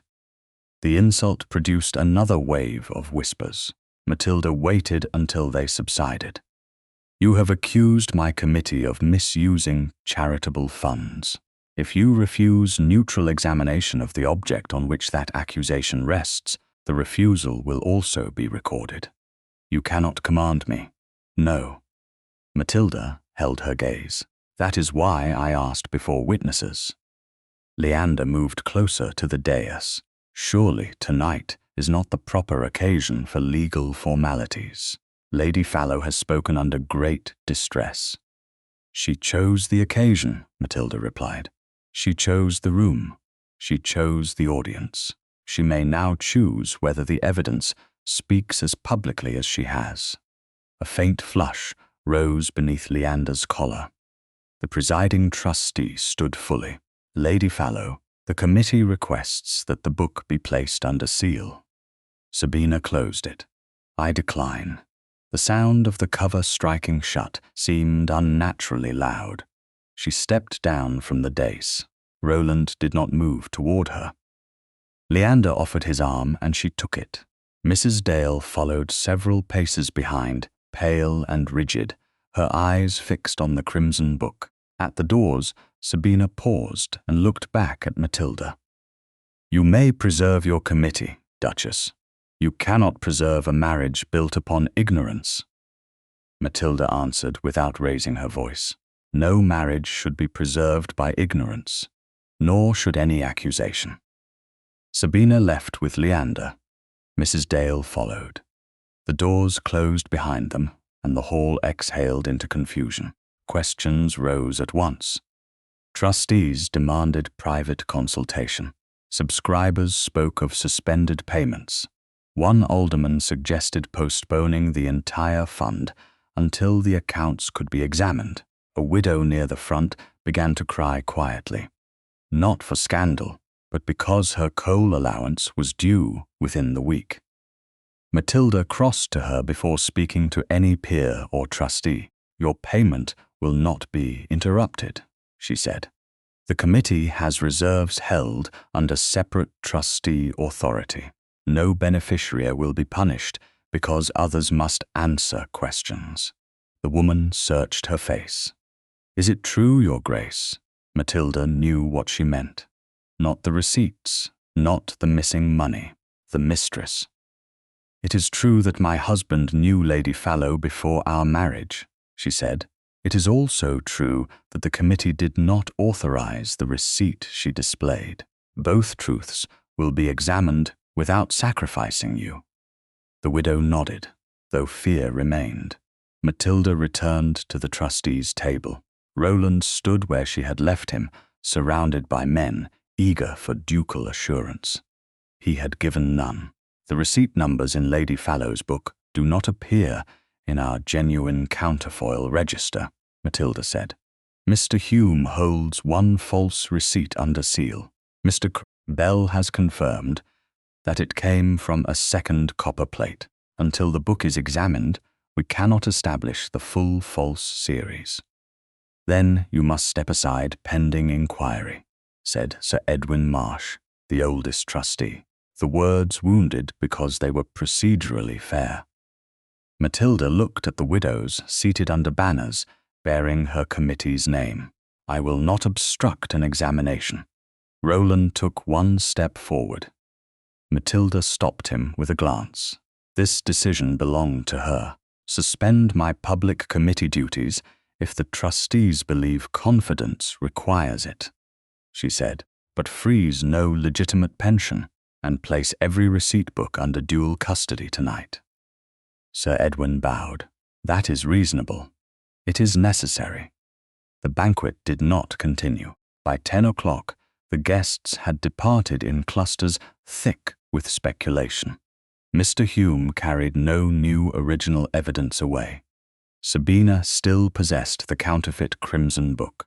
The sealed receipt remained secured in his case. Matilda left on Lady Ursula's arm, while Roland stayed behind to answer the trustees' questions, exactly as she had required. At breakfast the next morning, a folded news sheet waited beside Lady Ursula's untouched toast. The headline ran across the page in heavy black type. "The Duchess who pensioned her husband, Mistress." Lady Ursula reached for it, but Matilda placed her hand over the paper first. Beneath the headline, the article called her charity a veil for domestic corruption, and Sabina a discarded woman maintained through public benevolence. It mentioned Roland's admission. It did not mention the second plate, the missing counterfoils, or Sabina's refusal to surrender the book. Appearance had reached the presses before truth had left the hall. Matilda folded the sheet once. Her committee position was suspended. Her marriage was exposed. Her name had been made to look like an instrument of deception. She felt the pain of each fact. Then she rang for her writing case. "Send for Mr. Hume," she told the maid, "and ask Lady Ursula whether her carriage may be ready within the hour." The maid curtsied. "Where are you going, Your Grace?" Matilda looked at the black headline beneath her hand. "To find the press that taught a lie to wear my name." By the second morning after the banquet, 3 patronesses had withdrawn their names from the committee. 2 trustees had requested a private audit, and a printed broadside had appeared outside coffeehouses near Fleet Street, accusing Matilda of inventing the counterfeit receipt story after being abandoned by her husband. Lady Ursula found one folded beneath the Morning Post and tried to remove it before Matilda entered the breakfast room. Matilda saw the black lettering first. The sheet claimed that no second copperplate existed, that Sabina's annuity book had passed through ordinary committee channels, and that the Duchess of Norcombe now sought to destroy a vulnerable widow rather than admit domestic disgrace. It did not bear Leander Croft's name. It did not need to. His habits lived in every measured accusation. He never stated what could be disproved when implication would travel farther. Matilda read the broadside once, folded it, and placed it beside her untouched tea. "Mr. Hume is waiting in the drawing-room," Lady Ursula said. "He arrived before 9. Then something has changed. He would not tell me what." Mr. Hume stood near the window when Matilda entered. His leather case closed on a side table. He looked more troubled than he had when the missing counterfoils were found. "Your Grace, I require your instructions before I take any further step." "On what matter?" He drew out a bank memorandum and a second paper carrying Roland's signature. "His Grace directed Mr. Carden to replace the missing £240 from private ducal funds. The transfer has not been made." Matilda went still. "Why not?" "Because Mr. Carden remembered your condition, that no payment connected with the investigation be made without your knowledge. He referred the order to me." The room seemed to narrow around the paper. Roland had agreed. No payment, no settlement, no silence purchased behind her back. He had spoken the words while looking directly at her. "There is more," Mr. Hume said. "His Grace also instructed an intermediary to offer Mr. Croft a confidential settlement in exchange for Lady Fallow's annuity book, the second printing plate, and a written withdrawal of the accusation." Lady Ursula struck the floor once with the end of her cane. "The man has learned nothing." Matilda felt anger rise, clean and cold. It was easier to bear than humiliation. Has Croft received the offer? The intermediary had not yet approached him when I was informed. I stopped the matter pending your decision. Good. She turned toward the door. Have your carriage brought around. Lady Ursula rose. I am coming with you. No, I need you here if Mrs. Dale or any committee witness calls. Matilda looked at Mr. Hume. You will accompany me to Norcombe House. Bring both papers. Roland received them in the library, a room Matilda had once considered the safest in their marriage because it contained no audience. He stood behind the desk, with several newspapers opened before him, each carrying a version of the same scandal. His face changed when he saw Mr. Hume's case. You told her. Mr. Hume obeyed the conditions you accepted, Matilda said. Roland came around the desk. The committee is under attack. Your name is being dragged through every printing shop in London. So you decided to confirm the accusation. I decided to restore the money. Money the committee did not knowingly give. Money taken under its authority. And if you replace it privately, what will society conclude? He stopped. Matilda placed the banker's memorandum on the desk between them. They will conclude that the missing funds were ours to repay because the corruption was ours to hide. That is not what I intended. Intentions again. Her voice remained quiet. You intended to protect me when you concealed Sabina's warning. You intended to protect me when you brought her into my house without a word. Now you intend to protect me by paying away the evidence before anyone can prove who stole it. I was not paying away the evidence. You offered Leander money for the book, the plate, and his silence. Roland's jaw tightened. I offered him no immunity. You offered him the power to sell truth back to us. If I could recover the plate before he moved it, then what? You would place it in Mr. Hume's hands and announce that a duke had privately purchased the very object needed to clear his wife. She stepped closer to the desk. Every witness would become suspect. Every receipt would look arranged. Every widow who trusted me would wonder whether my name survived because your fortune was large enough to purchase innocence. Roland looked away.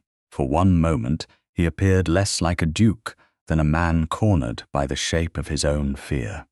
I saw the broadside, he said. I saw your committee suspend you. I heard men at White speak of you as though your work had been a disguise. I thought if I could end it quickly. You thought the ending belonged to you. Silence answered her. Mr. Hume remained by the door, present but unobtrusive. Matilda let Roland face the truth without rescue.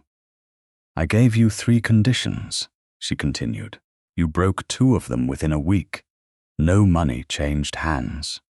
Because others protected my decision when you did not, the words struck. He did not defend himself. What do you require? He asked. Cancel the transfer in writing. Withdraw the settlement offer. Inform Mr. Hume of every intermediary you contacted. Done. Not done. Written.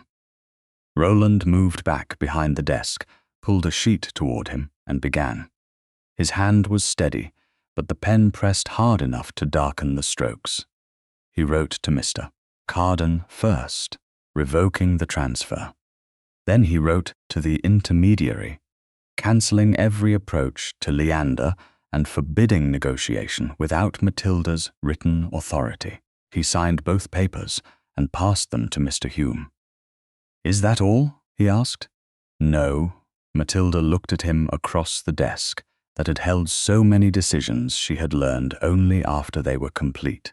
You have 48 hours to sign the deed. His face lost colour. Matilda, you asked what I require. If I sign it now, Croft will use our separation as proof that Sabina told the truth. Then, let him. You cannot mean that. I mean that my freedom will not be postponed because a liar may misuse it.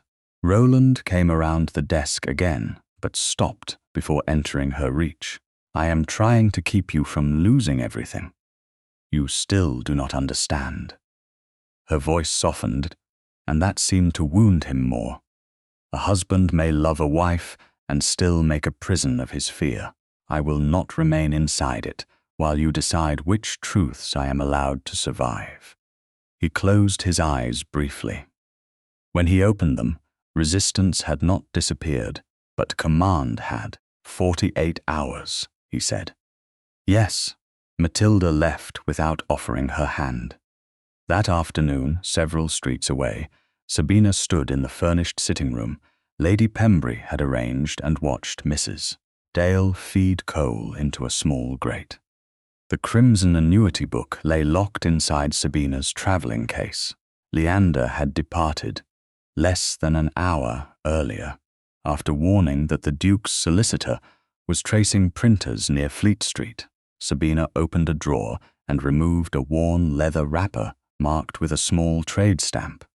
It had once enclosed proof sheets from the counterfeit plate. "Burn this," she said. Mrs. Dale accepted it without expression. "Now, my lady, now, and stir the ashes until nothing remains."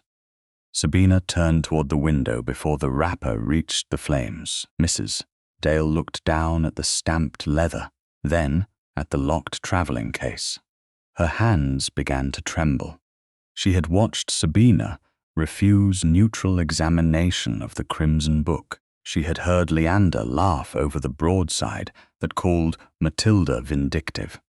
She had also heard Sabina admit that the wrong wheat ear had been noticed sooner than expected. Mrs. Dale bent toward the grate. Sabina did not look back. Instead of dropping the wrapper, Mrs. Dale slid it beneath the folds of her apron and used the poker to disturb the coal. A brief flare rose from the paper already burning there. "It is done," she said. Sabina released a slow breath. "Good." Before dusk, Mrs. Dale packed one small valise left by the servants' stair and carried the unburned wrapper toward Cavendish Square. The deed lay open upon Mr.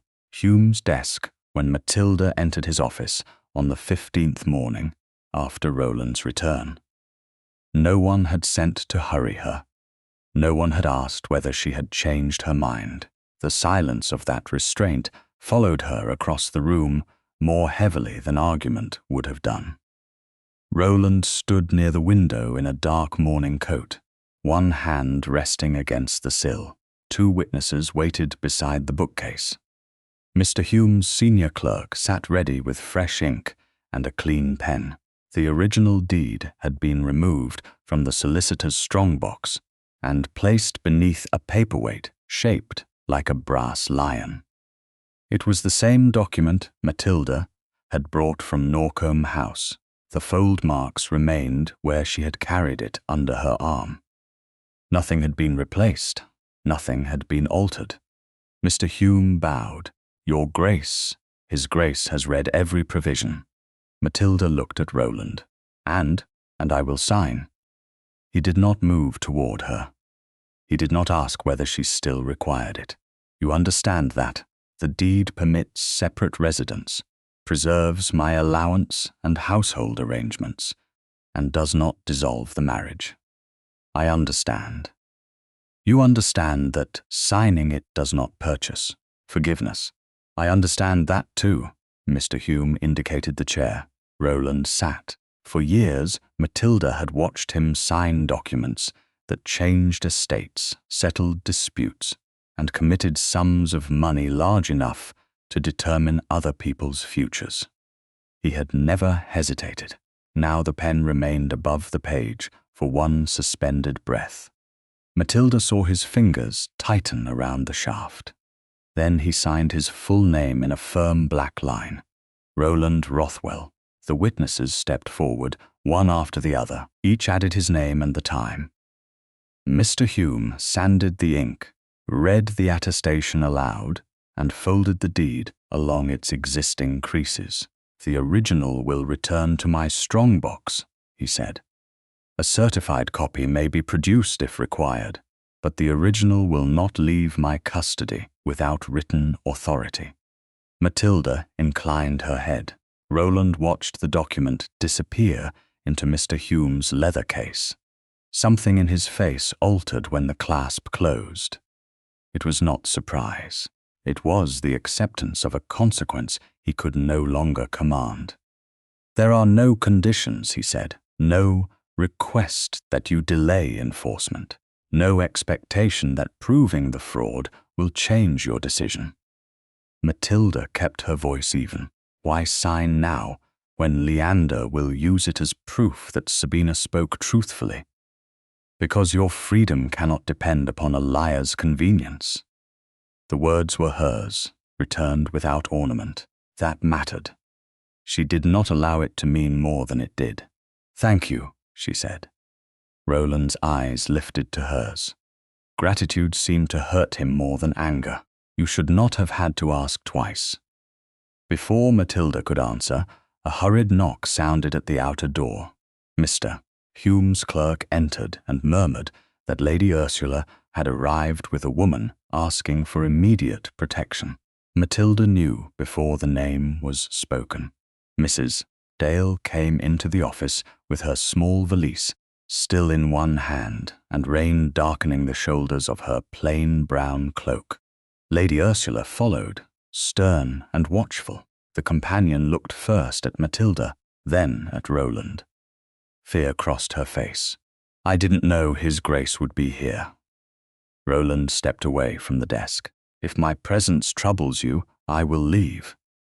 Mrs. Dale studied him as though measuring whether courtesy from a duke could be trusted. "No, Your Grace. What I have to say concerns you as well." Matilda gestured toward the chair nearest Lady Ursula. "Sit, Mrs. Dale. Tell us what you brought before you tell us what it means." Mrs. Dale placed her valise by her feet. From beneath the folds of her cloak, she removed a worn leather wrapper marked with a small trade stamp. She held it with both hands. "Lady Fallow gave this to me yesterday afternoon. She told me to burn it and stir the ashes until nothing remained." "Did you place it in the grate?" Mr. Hume asked. "No, sir. I hid it beneath my apron. I burned nothing except the coal and paper already there." Mr. Hume did not reach for the wrapper. He looked to Matilda. "We should record the transfer before examination. Do it." The senior clerk wrote the date, hour, location, condition, and names of every person present. Mrs. Dale stated that the wrapper had remained on her person from the moment she left Sabina's furnished rooms until she reached Lady Ursula's house. Lady Ursula confirmed that Mrs. Dale had shown the object to no one and that it had been placed in a locked dispatch box for the night. Only then did Mrs. Dale hand the wrapper to Matilda. The leather felt dry and slightly stiff. The trade stamp was no larger than a shilling, an oval enclosing a pair of crossed burins and the initials H and F. Matilda held it long enough for the clerk to note the change of possession, then passed it directly to Mr. Hume. He placed it upon clean paper. "Do you recognize the mark?" Roland asked. "Not yet," Mr. Hume said. Mrs. Dale twisted her gloves in her lap. It once held proof sheets. Mr. Croft brought them to Lady Fallow before she went to Calais. I saw the crimson paper when she opened it. "Did you see the design?" Matilda asked. "Only the wheat crest and the word Norcombe." Lady Fallow said the lower grain had been copied badly. Mr. Croft told her no one would notice. The room fell silent. Matilda felt Roland's attention sharpen. "What happened to the proof sheets?" Mr. Hume asked. "Mr. Croft took most of them. Lady Fallow kept 2 for several days, then returned them. The wrapper stayed in her writing drawer. And the crimson annuity books. Mr. Croft brought those too." "Not His Grace." Mrs. Dale looked at Matilda. Lady Fallow knew the books were false before she held one up at the banquet. The cruelty of that fact was precise.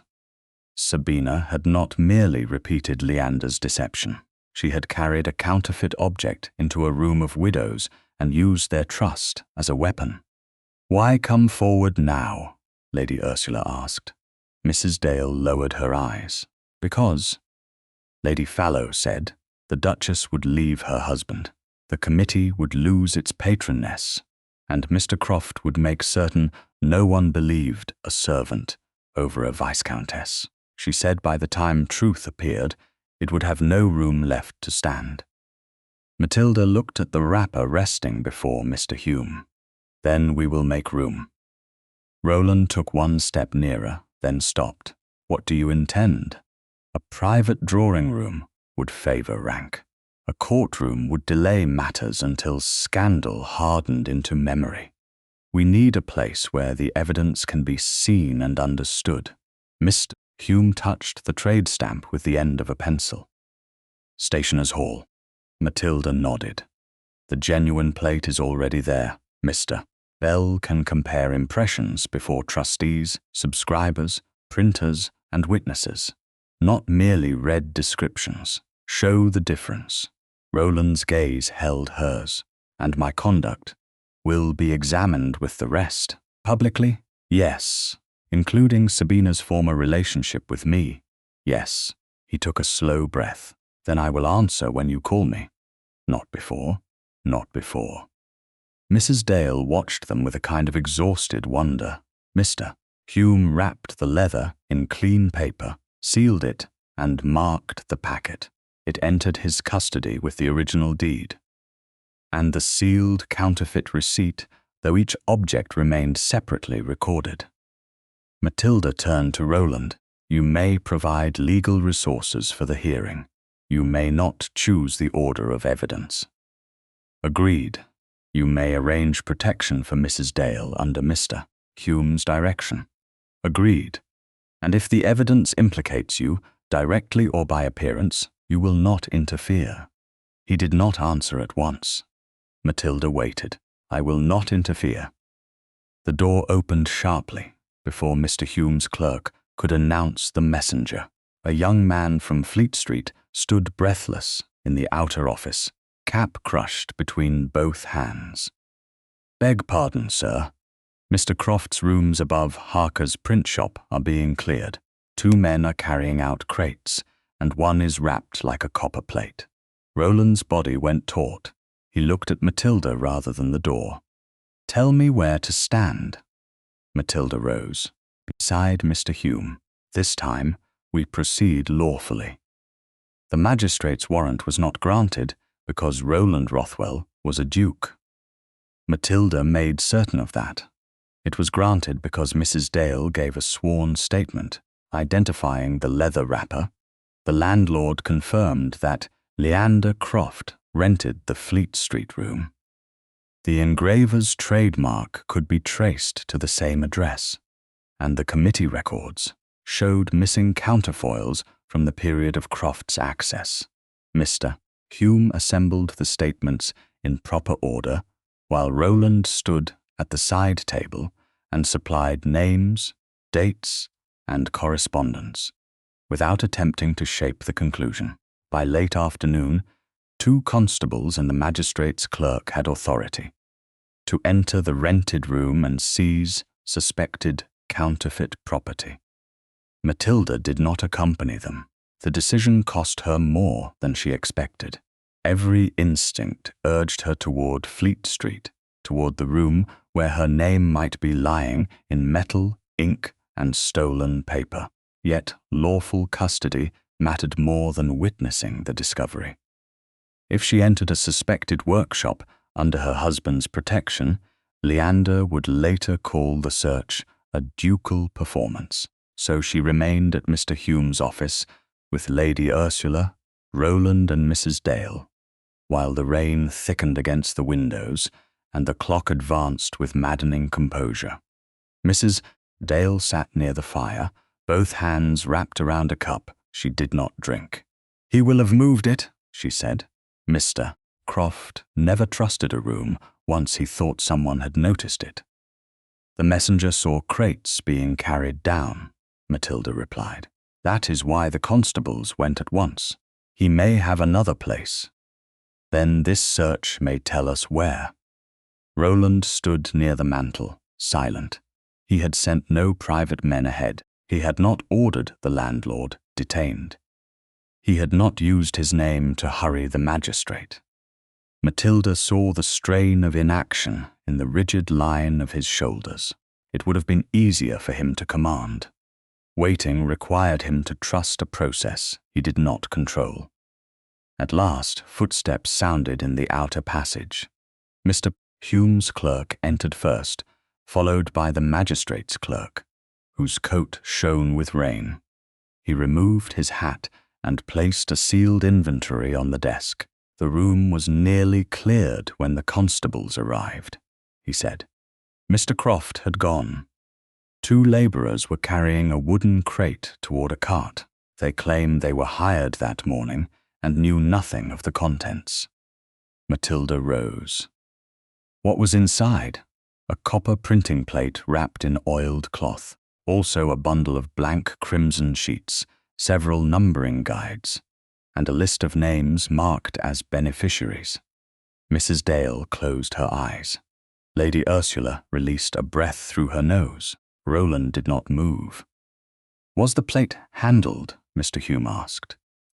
Only by the constable who opened the crate in the presence of the landlord and clerk. It was rewrapped, sealed, and taken into official custody. The inventory records every transfer. And Leander? Matilda asked. He left less than a quarter of an hour before the warrant was executed. Did he take papers?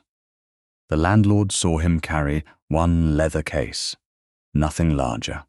The clerk hesitated. There was also a message left on the table. No name, but it was addressed to the Duchess of Norcombe. Mr. Hume held out his hand. The clerk produced a folded paper and explained that it had been placed in a separate evidence cover. Mr. Hume read it through the transparent front, without opening the seal. His expression hardened. What does it say? Matilda asked. He turned the packet so she could read the single line. Ask the Duke why he smiled when Lady Fallow named me. Roland's face changed. Not guilt, recognition. He wants the first night to become the center of the story again, Matilda said, because scandal is stronger when it looks like intimacy. He also wants you to doubt me before the plate can be examined, Roland replied. Then he has misjudged the order of events. Mr. Hume closed the inventory. The plate will be taken to Stationer's Hall tomorrow morning, Mr. Bell may inspect it under custody, but no impression will be made until the magistrate's clerk records authorization. Matilda nodded. That is how it must be done. The following morning, the counterfeit plate lay upon a felt-covered table in the secure workroom at Stationer's Hall. The magistrate's clerk broke the official seal, recorded the condition of the oiled wrapping, and watched while Mr. Bell lifted the copper by its edges. Matilda stood opposite him with Lady Ursula and Mr. Hume. Roland remained slightly behind her right shoulder. The genuine plate stayed locked in its cabinet. It would not be placed beside the seized object until the public examination. There, Mr. Bell said. He angled the counterfeit copper toward the window. The committee crest had been cut with impressive skill. At a glance, it appeared exact. Under the pale light, the flaws revealed themselves. The lowest wheat ear bent left. Beneath the final letter of Norcombe, a tiny nick broke the line. Mr. Bell pointed without touching the cut. The same nick appeared on the false receipt, Mr. Hume showed me. Can you be certain this plate produced it? Matilda asked. Certain enough to say that any impression from this plate would carry both defects. I will not print it until authorized. But the workmanship and marks are consistent. The clerk recorded every word. The bundle of crimson paper was opened next.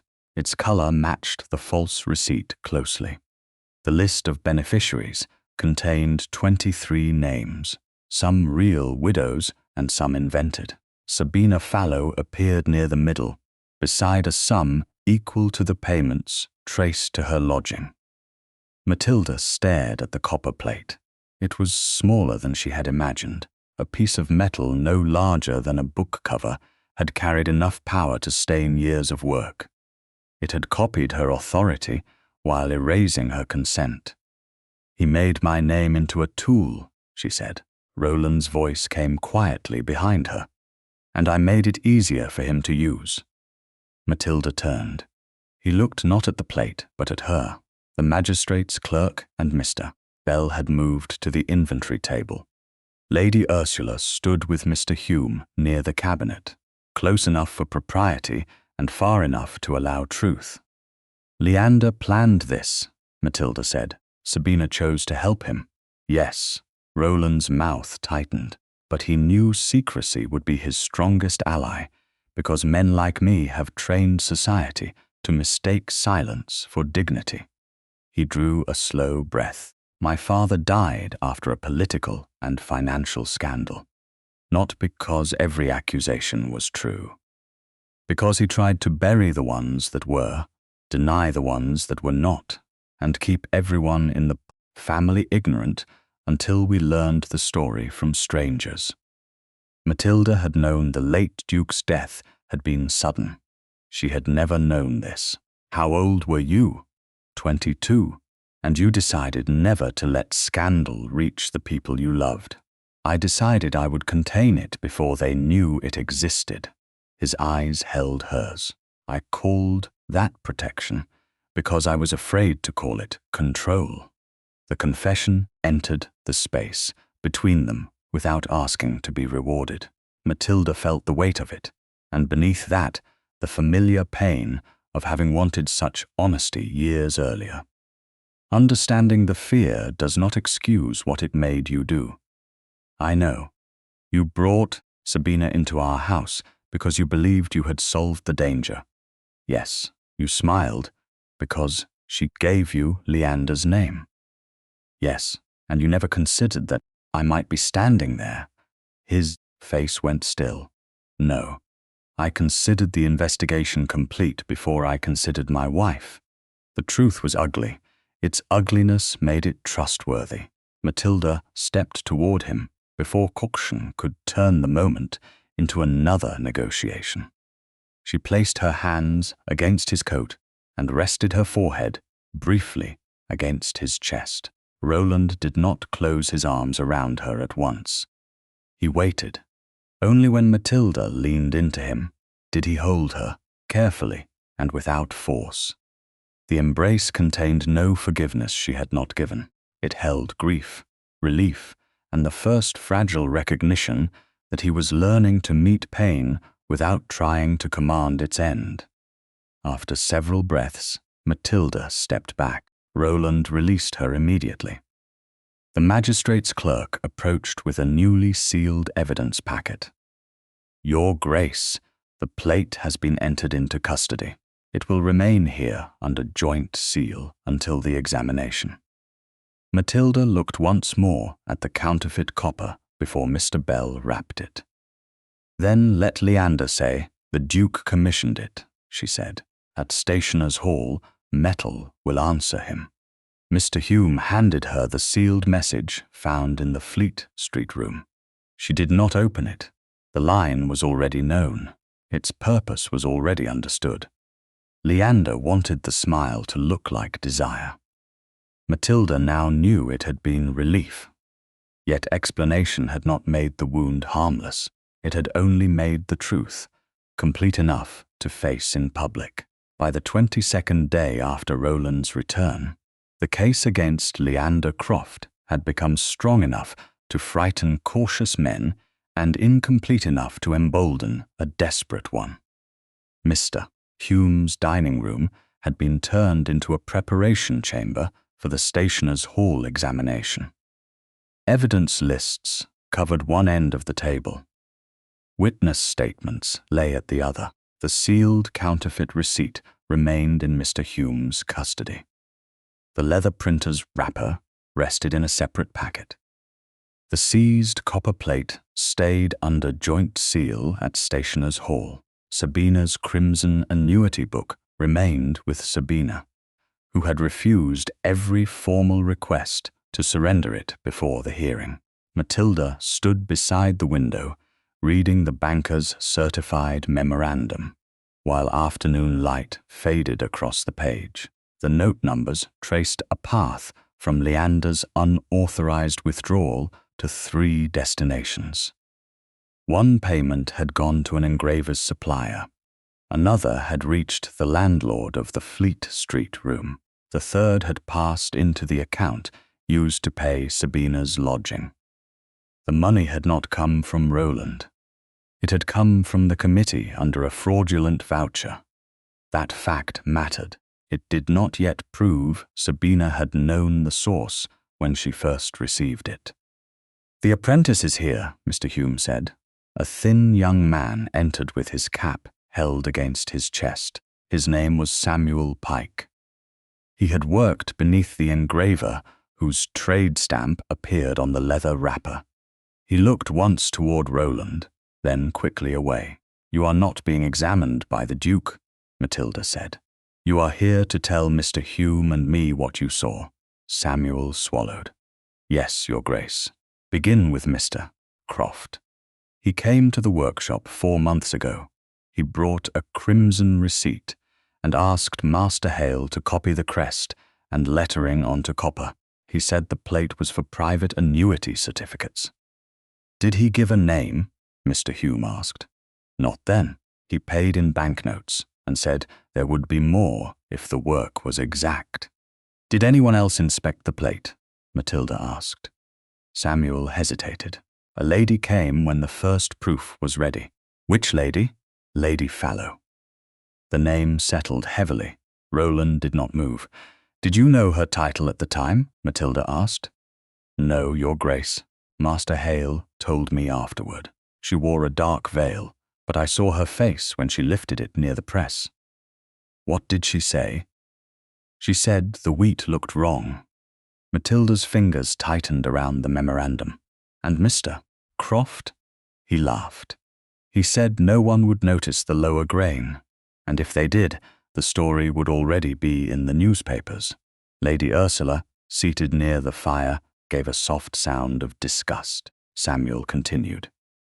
"Lady Fallow asked whether the books would look official enough to frighten the Duchess. Mr. Croft said they would do more than frighten her. He said they would make her choose between scandal and silence." Matilda felt Roland's gaze, but she kept her attention on the witness. "Did you hear the Duke's name mentioned as the person who ordered the plate?"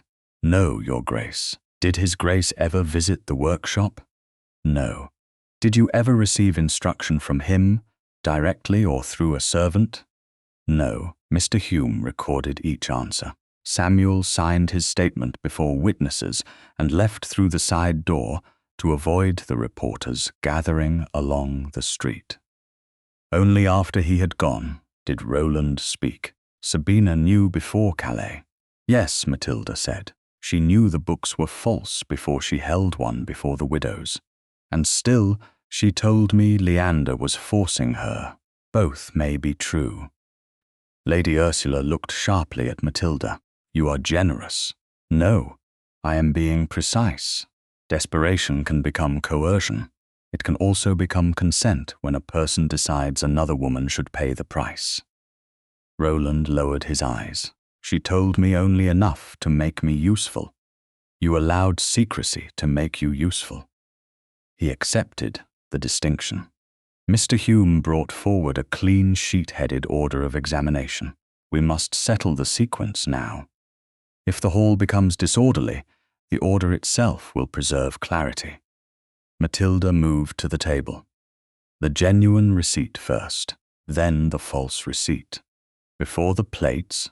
Roland asked. "Yes, people should see the printed difference before they see how it was made." Mr. Hume wrote as she spoke. Then the genuine plate, then the seized plate under the magistrate's seal. Mr. Bell prints one impression from each before the room. After that, the missing counterfoils and the unauthorized serial range. The banker's memorandum next, Lady Ursula said. Money convinces people who ignore craftsmanship. Then Mrs. Dale, Matilda continued. Then Samuel Pike Rowland last, his gaze lifted. After Leander has accused me, if he accuses you before the evidence, he will appear eager. If he waits until after it, he will appear desperate. Either way, you will answer only when called. I understand. You will state the former relationship with Sabina.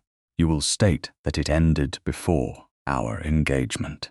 You will state why you brought her to London, why you entered Norcombe House with her, and why you smiled. Rowland's face tightened at the final word. All of it? All of it, including the fact that I believed I had solved the danger before I saw you. Especially that. He looked away toward the darkening window. Leander left that message because he knew the smile could be made to look intimate. Yes, and because he knew the truth would not make it harmless. Matilda said nothing. Rowland turned back. In the carriage, Sabina finally named him. I had spent weeks chasing printers who had never seen the crest, bankers who had handled innocent payments, and letters designed to lead me nowhere. When she said Croft, every false trail aligned. I smiled because I was relieved. His voice grew quieter. Then I entered my own house, believing I had brought home an answer. I did not consider that my wife might be standing there. I did not consider what she would see. That was not an accident of timing. It was the result of how I had chosen to treat you. No one interrupted. Even Lady Ursula's expression softened by a degree. Rowland faced Matilda fully. I thought love meant keeping danger from your door. In truth, I kept you outside the truth and invited danger in beside me. The words reached the place where her anger had begun to exhaust itself. Matilda had wanted him to understand. Now that he did, understanding could not return the weeks of humiliation or the years of polite exclusion. Yet it changed the shape of what remained possible. You must say that tomorrow, she said. I will, without asking the room to forgive you, because the fraud was not yours. I will not ask. Mr. Hume closed the evidence list. Lady Fallow and Mr. Croft have both confirmed attendance. Lady Fallow says she intends to clear her name. Mr. Croft says he intends to prove the Duke commissioned the second plate. Rowland's expression became cold. He will fail. Matilda looked at him. Not because you command the room. A faint, rueful breath escaped him. Because the evidence will. Better. The final arrangements were completed before dusk. Mrs. Dale would enter under Lady Ursula's protection. Samuel Pike would wait in a separate chamber until called. Mr. Bell would hold both plates under recorded custody. The magistrate's clerk would bring the warrant already prepared for Leander if the evidence confirmed his identity and role. No announcement would be made beforehand. When Mr. Hume left to inspect the hall, Lady Ursula followed, claiming she wished to examine the seating, and in truth granting Matilda a few minutes without abandoning propriety. The drawing-room doors remained open. Rowland stood near the mantel. There is one thing I won't say before the hall, he said. Why not? Because it is not evidence, and I will not use it to influence your judgment. Matilda waited. I love you. His voice held no command, no plea, and no expectation. I loved you badly when I believed my intentions were more important than your consent. I am not asking you to answer. The words moved through her with painful warmth. She did not answer. Not yet. Rowland nodded, as though her silence was a right he had prepared himself to honor. At the entrance to Stationers' Hall the next morning, carriages lined the street. and a restrained crowd gathered beneath grey skies. Trustees, printers, patrons, reporters, and committee subscribers passed through the doors. Sabina arrived in widow's black with the crimson annuity book held against her side. Leander followed in a dark coat, composed enough to suggest confidence. Before Matilda entered, Roland offered his hand. He did not reach for hers.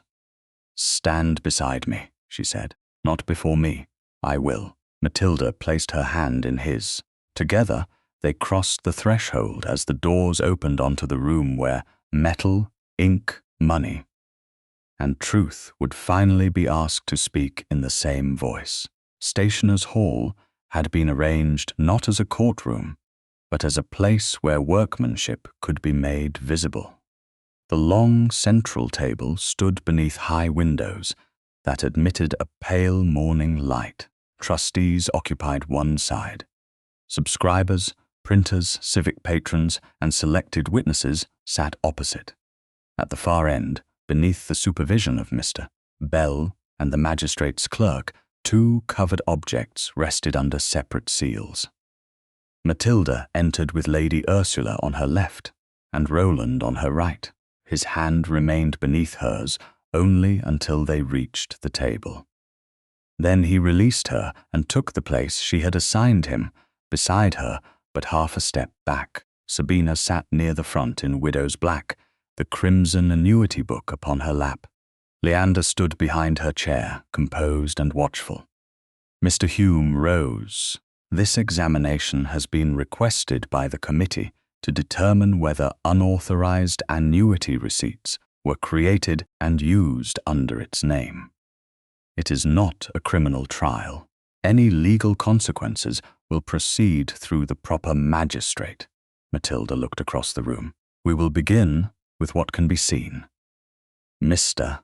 Hume opened the evidence packet containing the genuine receipt. The committee clerk brought forward the original counterfoil book under dual custody. Then Mr.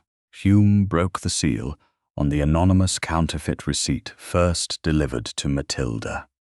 The two sers were placed beneath glass weights. From a distance, they appeared nearly identical. Up close, the differences emerged. "The genuine wheat ear bends right," Matilda said. "The false one bends left." Mr. Bell indicated the final letter of Norcombe. "The false receipt also bears a small nick beneath the N. The genuine impression does not." Sabina lifted her chin. "A damaged plate proves nothing about who commissioned it." "Correct," Matilda replied. "That is why the plate comes next." The magistrate's clerk recorded the condition of both seals before breaking them. Mr. Bell uncovered the genuine copper plate first. It remained within Stationers' Hall custody. The counterfeit plate followed, seized from Leander's Fleet Street room under warrant. A murmur moved through the audience when the two objects were placed side by side. The copied workmanship was skilled. The error was undeniable. Under supervision, Mr. Bell inked the genuine plate and pressed a clean sheet. He repeated the process with the counterfeit plate. The second impression carried the reversed wheat ear and the same nick beneath the N. He laid it beside the false receipt and opened Sabina's annuity book only after she had been formally asked to surrender it. For one suspended moment, she refused. Then every eye in the hall turned toward the book in her hands. Slowly, she gave it to Mr. Hume. Each receipt inside bore the same defects. "The book is false," Mr. Bell said. "Every receipt was printed from the seized plate." Leander stepped forward. "A plate can be planted." Mr. Hume opened the committee counterfoil book. "The serial numbers in Lady Fallow's book do not appear in the authorized sequence. 6 counterfoil leaves were cut from an older volume during the period when Mr. Croft served as secretary. The banker's certified memorandum came next.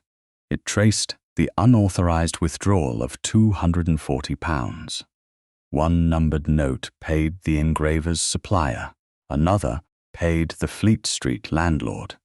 A third reached the account used for Sabina's lodging. Leander's composure tightened. The Duke could have arranged every one of those payments.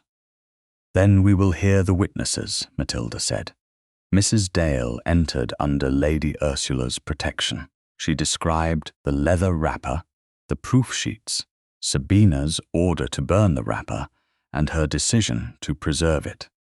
Mr. Hume displayed the sealed packet bearing the engraver's trademark. Samuel Pike followed. He identified Leander as the man who commissioned the plate and Sabina as the woman who inspected the first proof. "What did Lady Fallow say?" Matilda asked. The young man swallowed. "She said the wheat looked wrong. Mr. Croft said no one would notice until the story was already in the newspapers." Sabina rose abruptly. I was desperate. Her voice shook, stripped of its earlier polish. I had debts. I had no husband, no protection, and no place in society once the Duke tired of me. Matilda looked at her without cruelty. "Fear may explain why you listened. It does not explain why you carried a false book before widows and called their trust corruption." "You had everything," Sabina whispered. "You had his name, his house, his rank, and you decided that made my dignity expendable." Sabina looked away. Leander seized the opening. "This remains a domestic arrangement dressed as fraud. His Grace brought Lady Fallow from Calais. He smiled when she named me because the plan was already his." The room shifted toward Roland. Matilda turned to him. "Your Grace, you may answer." Roland stepped forward. He did not look first at Leander. He looked at Matilda. "Sabina was my mistress before my marriage. That relationship ended before I courted my wife. It did not resume. No one moved. I concealed the investigation from the Duchess because I believed secrecy would protect her. I brought Lady Fallow through my wife's front door without warning. I smiled because in the carriage she finally named Mr. Croft after weeks of false trails. I believed I had solved the danger before I considered what my wife would see." His voice remained steady. "The fraud was not mine. The humiliation was." Leander's expression faltered. Roland continued. "I later tried to repay the missing money privately and purchase the evidence from Mr. Croft.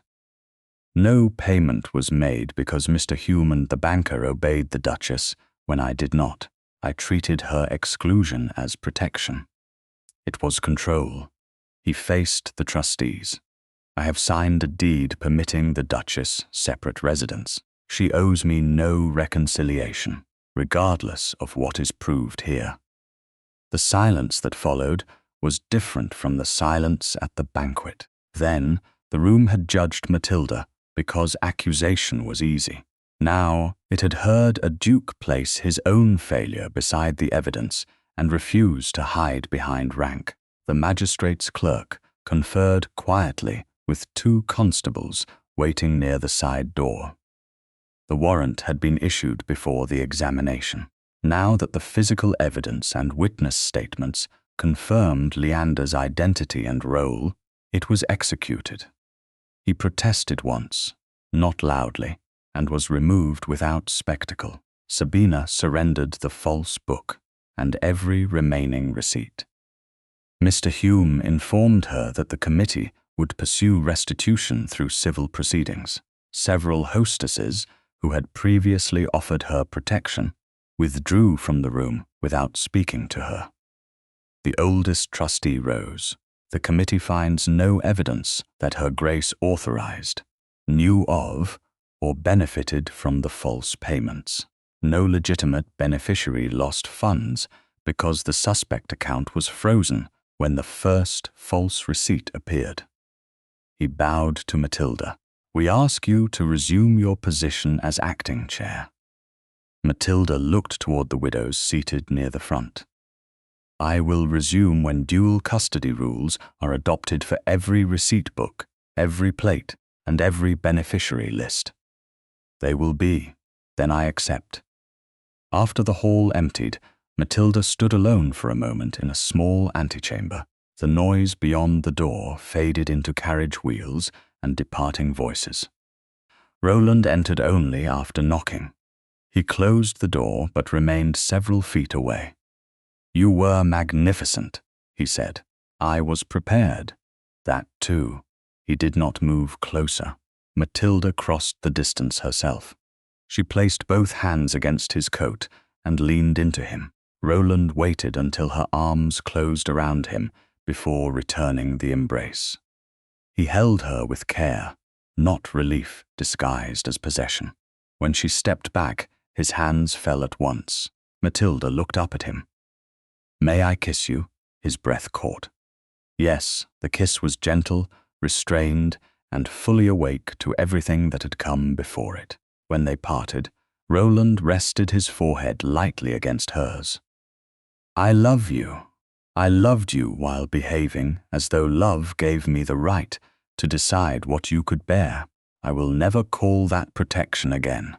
Matilda's eyes burned, but her voice did not fail. "I love you, but I will return only to a marriage where truth does not wait outside the door." "Then I will wait until you choose the door." Matilda drew the blue velvet pouch from her reticule. She placed it in his palm only long enough for him to feel the weight of the ring inside. Then she took it back. "Court your wife, your grace."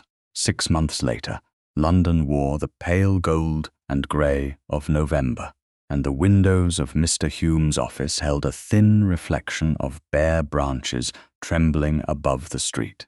The original deed of separation lay open upon his desk, not damaged, hidden, or forgotten, but preserved exactly as it had been on the morning Roland signed it. The signatures remained dark and legible. Beside it rested a new document, shorter and quieter in appearance, yet no less serious in consequence. It recorded that Matilda and Roland, by mutual consent and without coercion, revoked the separate residence arrangements established 6 months earlier. Mr. Hume read every provision aloud. Matilda listened without impatience. Roland stood across from her and did the same. Neither interrupted, neither presumed the decision had been completed merely because they had entered the room together. "The original deed will remain in my strong box," Mr. Hume said when he finished. "The revocation will be attached to it. One document proves the separation was real. The other proves its ending was chosen." Matilda looked at the familiar creases in the paper. She remembered carrying that deed beneath her arm through the entrance hall of Norcombe House, while her wedding ring lay inside a blue velvet pouch. At the time, she had feared that leaving would reduce her life to scandal. Instead, the months away had restored its proper proportions. Marriage mattered. Love mattered. Neither was permitted to consume every other part of her. "That is, as I wish it," she said. Roland's gaze moved to her face. "And as I wish it." Mr. Hume turned the revocation toward Matilda first. That order had been agreed before Roland arrived. She signed with a steady hand. Matilda Norcombe. Roland signed beneath her. The witnesses added their names, and Mr. Hume sanded the ink before attaching the revocation to the original deed. With a narrow ribbon and seal, no page was torn, no symbol of pain was destroyed merely because its purpose had changed. The freedom represented by the deed remained visible inside the choice that followed it. Their return to one household had not been decided in an embrace, a kiss, or even the public restoration of Matilda's name. It had been built through 6 months of conduct too consistent to be dismissed as remorse. Roland had called at Lady Ursula's house during proper hours and never arrived without sending his card. Their meetings had remained chaperoned. Though Lady Ursula occasionally discovered an urgent reason to examine flowers at the far end of a drawing room. His letters contained no political omissions disguised as discretion. When he was required to leave London for 2 days, Matilda knew where he was going, why, who accompanied him, and when he expected to return. He had offered information before she asked. More importantly, he had accepted that transparency was not a favor for which gratitude was due. He had never asked for the ring. He had never asked whether the deed remained in force. He had not used love as an argument against caution. Instead, he had taken part in rebuilding the committee under rules designed to prevent any single secretary, trustee, patron, or noble donor from controlling its records. The genuine copperplate remained at Stationers' Hall. Every receipt book now required dual custody. Beneficiary lists were reviewed by both trustees and patronesses. Issued receipts were matched against numbered counterfoils at the close of each week. No administrative voucher could be paid without 2 living signatures verified by the banker. The reforms carried Matilda's authority, not Roland's. He contributed money and political support, but he did not chair meetings, appoint clerks, or answer correspondence in her name. Leander Croft had been tried and sentenced for forgery, fraud, and extortion.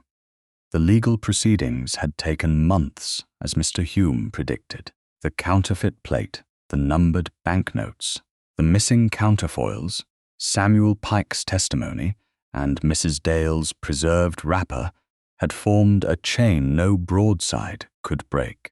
What remained of Leander's assets had been assigned toward restitution and legal costs. Sabina had avoided a criminal charge more severe than her documented participation allowed. But she had not escaped consequence. She surrendered every false receipt and provided a written acknowledgement of her role. Her principal hostesses withdrew their invitations.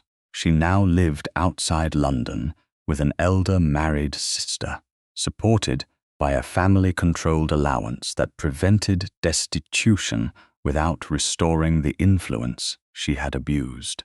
Matilda had not asked for Sabina to be ruined beyond survival. Justice did not require starvation. It required the end of deception, access, and social protection without accountability. Mrs.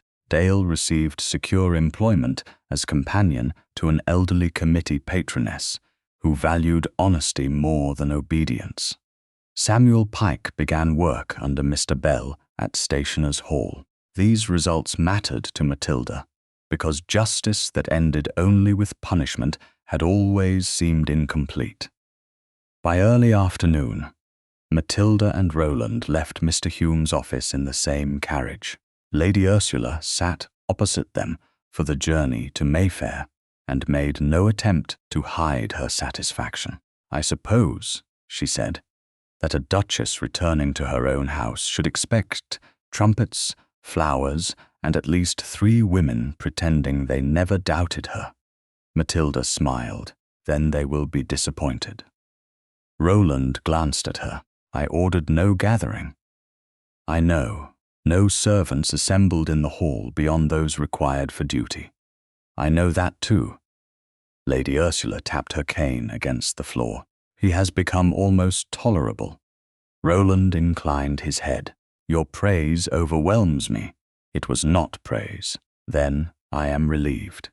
The exchange carried enough warmth to remind Matilda that healing had not made the household solemn. It had made honesty less dangerous. At Norcombe House, Mr. Price opened the doors without spectacle. The same entrance hall waited beyond them. The console table still stood beneath the mirror. For one brief instant, Matilda saw the former scene layered over the present one. Rain on Roland's travelling coat, Sabina's crimson book, servants holding their breath, a ring placed upon a deed. Then the memory receded. Roland did not offer his hand until Matilda looked at him. May I? Yes. She placed her fingers in his and stepped over the threshold. He did not lead her. They entered together. Matilda had chosen the morning room overlooking the small rear garden as the committee's permanent working room within Norcombe House. The household desk had been moved elsewhere. New shelves held receipt books, meeting minutes, and sealed correspondence. A second lock had been fitted to the document cabinet, with one key held by Matilda and the other by the senior committee clerk. Roland had ordered none of it without her approval. Before the first official meeting, the room remained quiet, except for the fire and the faint movement of carriages beyond the square. On the central table lay a new legitimate crimson annuity book, delivered that morning under recorded custody. The wheat ear bent correctly. The final letter of Norcombe bore no nick. Matilda opened to the first page. Beneath the committee heading, she signed her name. Matilda Norcombe, acting chair. Roland stood beside her, waiting. "Your turn," she said. He took the pen and wrote beneath her signature. Roland Rothwell, private donor, not patron, not governor, not owner, donor. He returned the pen to its stand. "Is that correct?" "It is." Matilda reached into her reticule and removed the blue velvet pouch. Roland became very still. She untied the cords herself and tipped the plain gold band into her palm. The ring had not changed. That was the strange mercy of objects. They could survive meanings that people could not. She placed it upon her finger and pushed it gently over the knuckle. The fit remained exact. Roland did not touch her hand. "I did not return because the scandal ended," she said. "I know. I returned because you changed what you did when no one was watching." His voice lowered. "I will spend the rest of my life making certain that remains true." Matilda offered him her hand. Only then did he lift it and press a kiss to her fingers. The tenderness of it warmed the place where the band met her skin. She drew him closer by the lapel of his coat. "You may kiss your wife properly." His eyes softened, gladly. The kiss carried no urgency to erase the past. It held affection, gratitude, desire restrained by care, and the confidence of two people who had chosen the same future without pretending the road behind them had been smooth. When they parted, Roland touched his forehead to hers. "I love you. I love you too." No witnesses heard them. No room fell silent. No one applauded. On the table beside them, the legitimate crimson annuity book lay open beneath Matilda's hand. Her wedding ring caught the winter light beside two signatures, hers first and Roland's beneath it.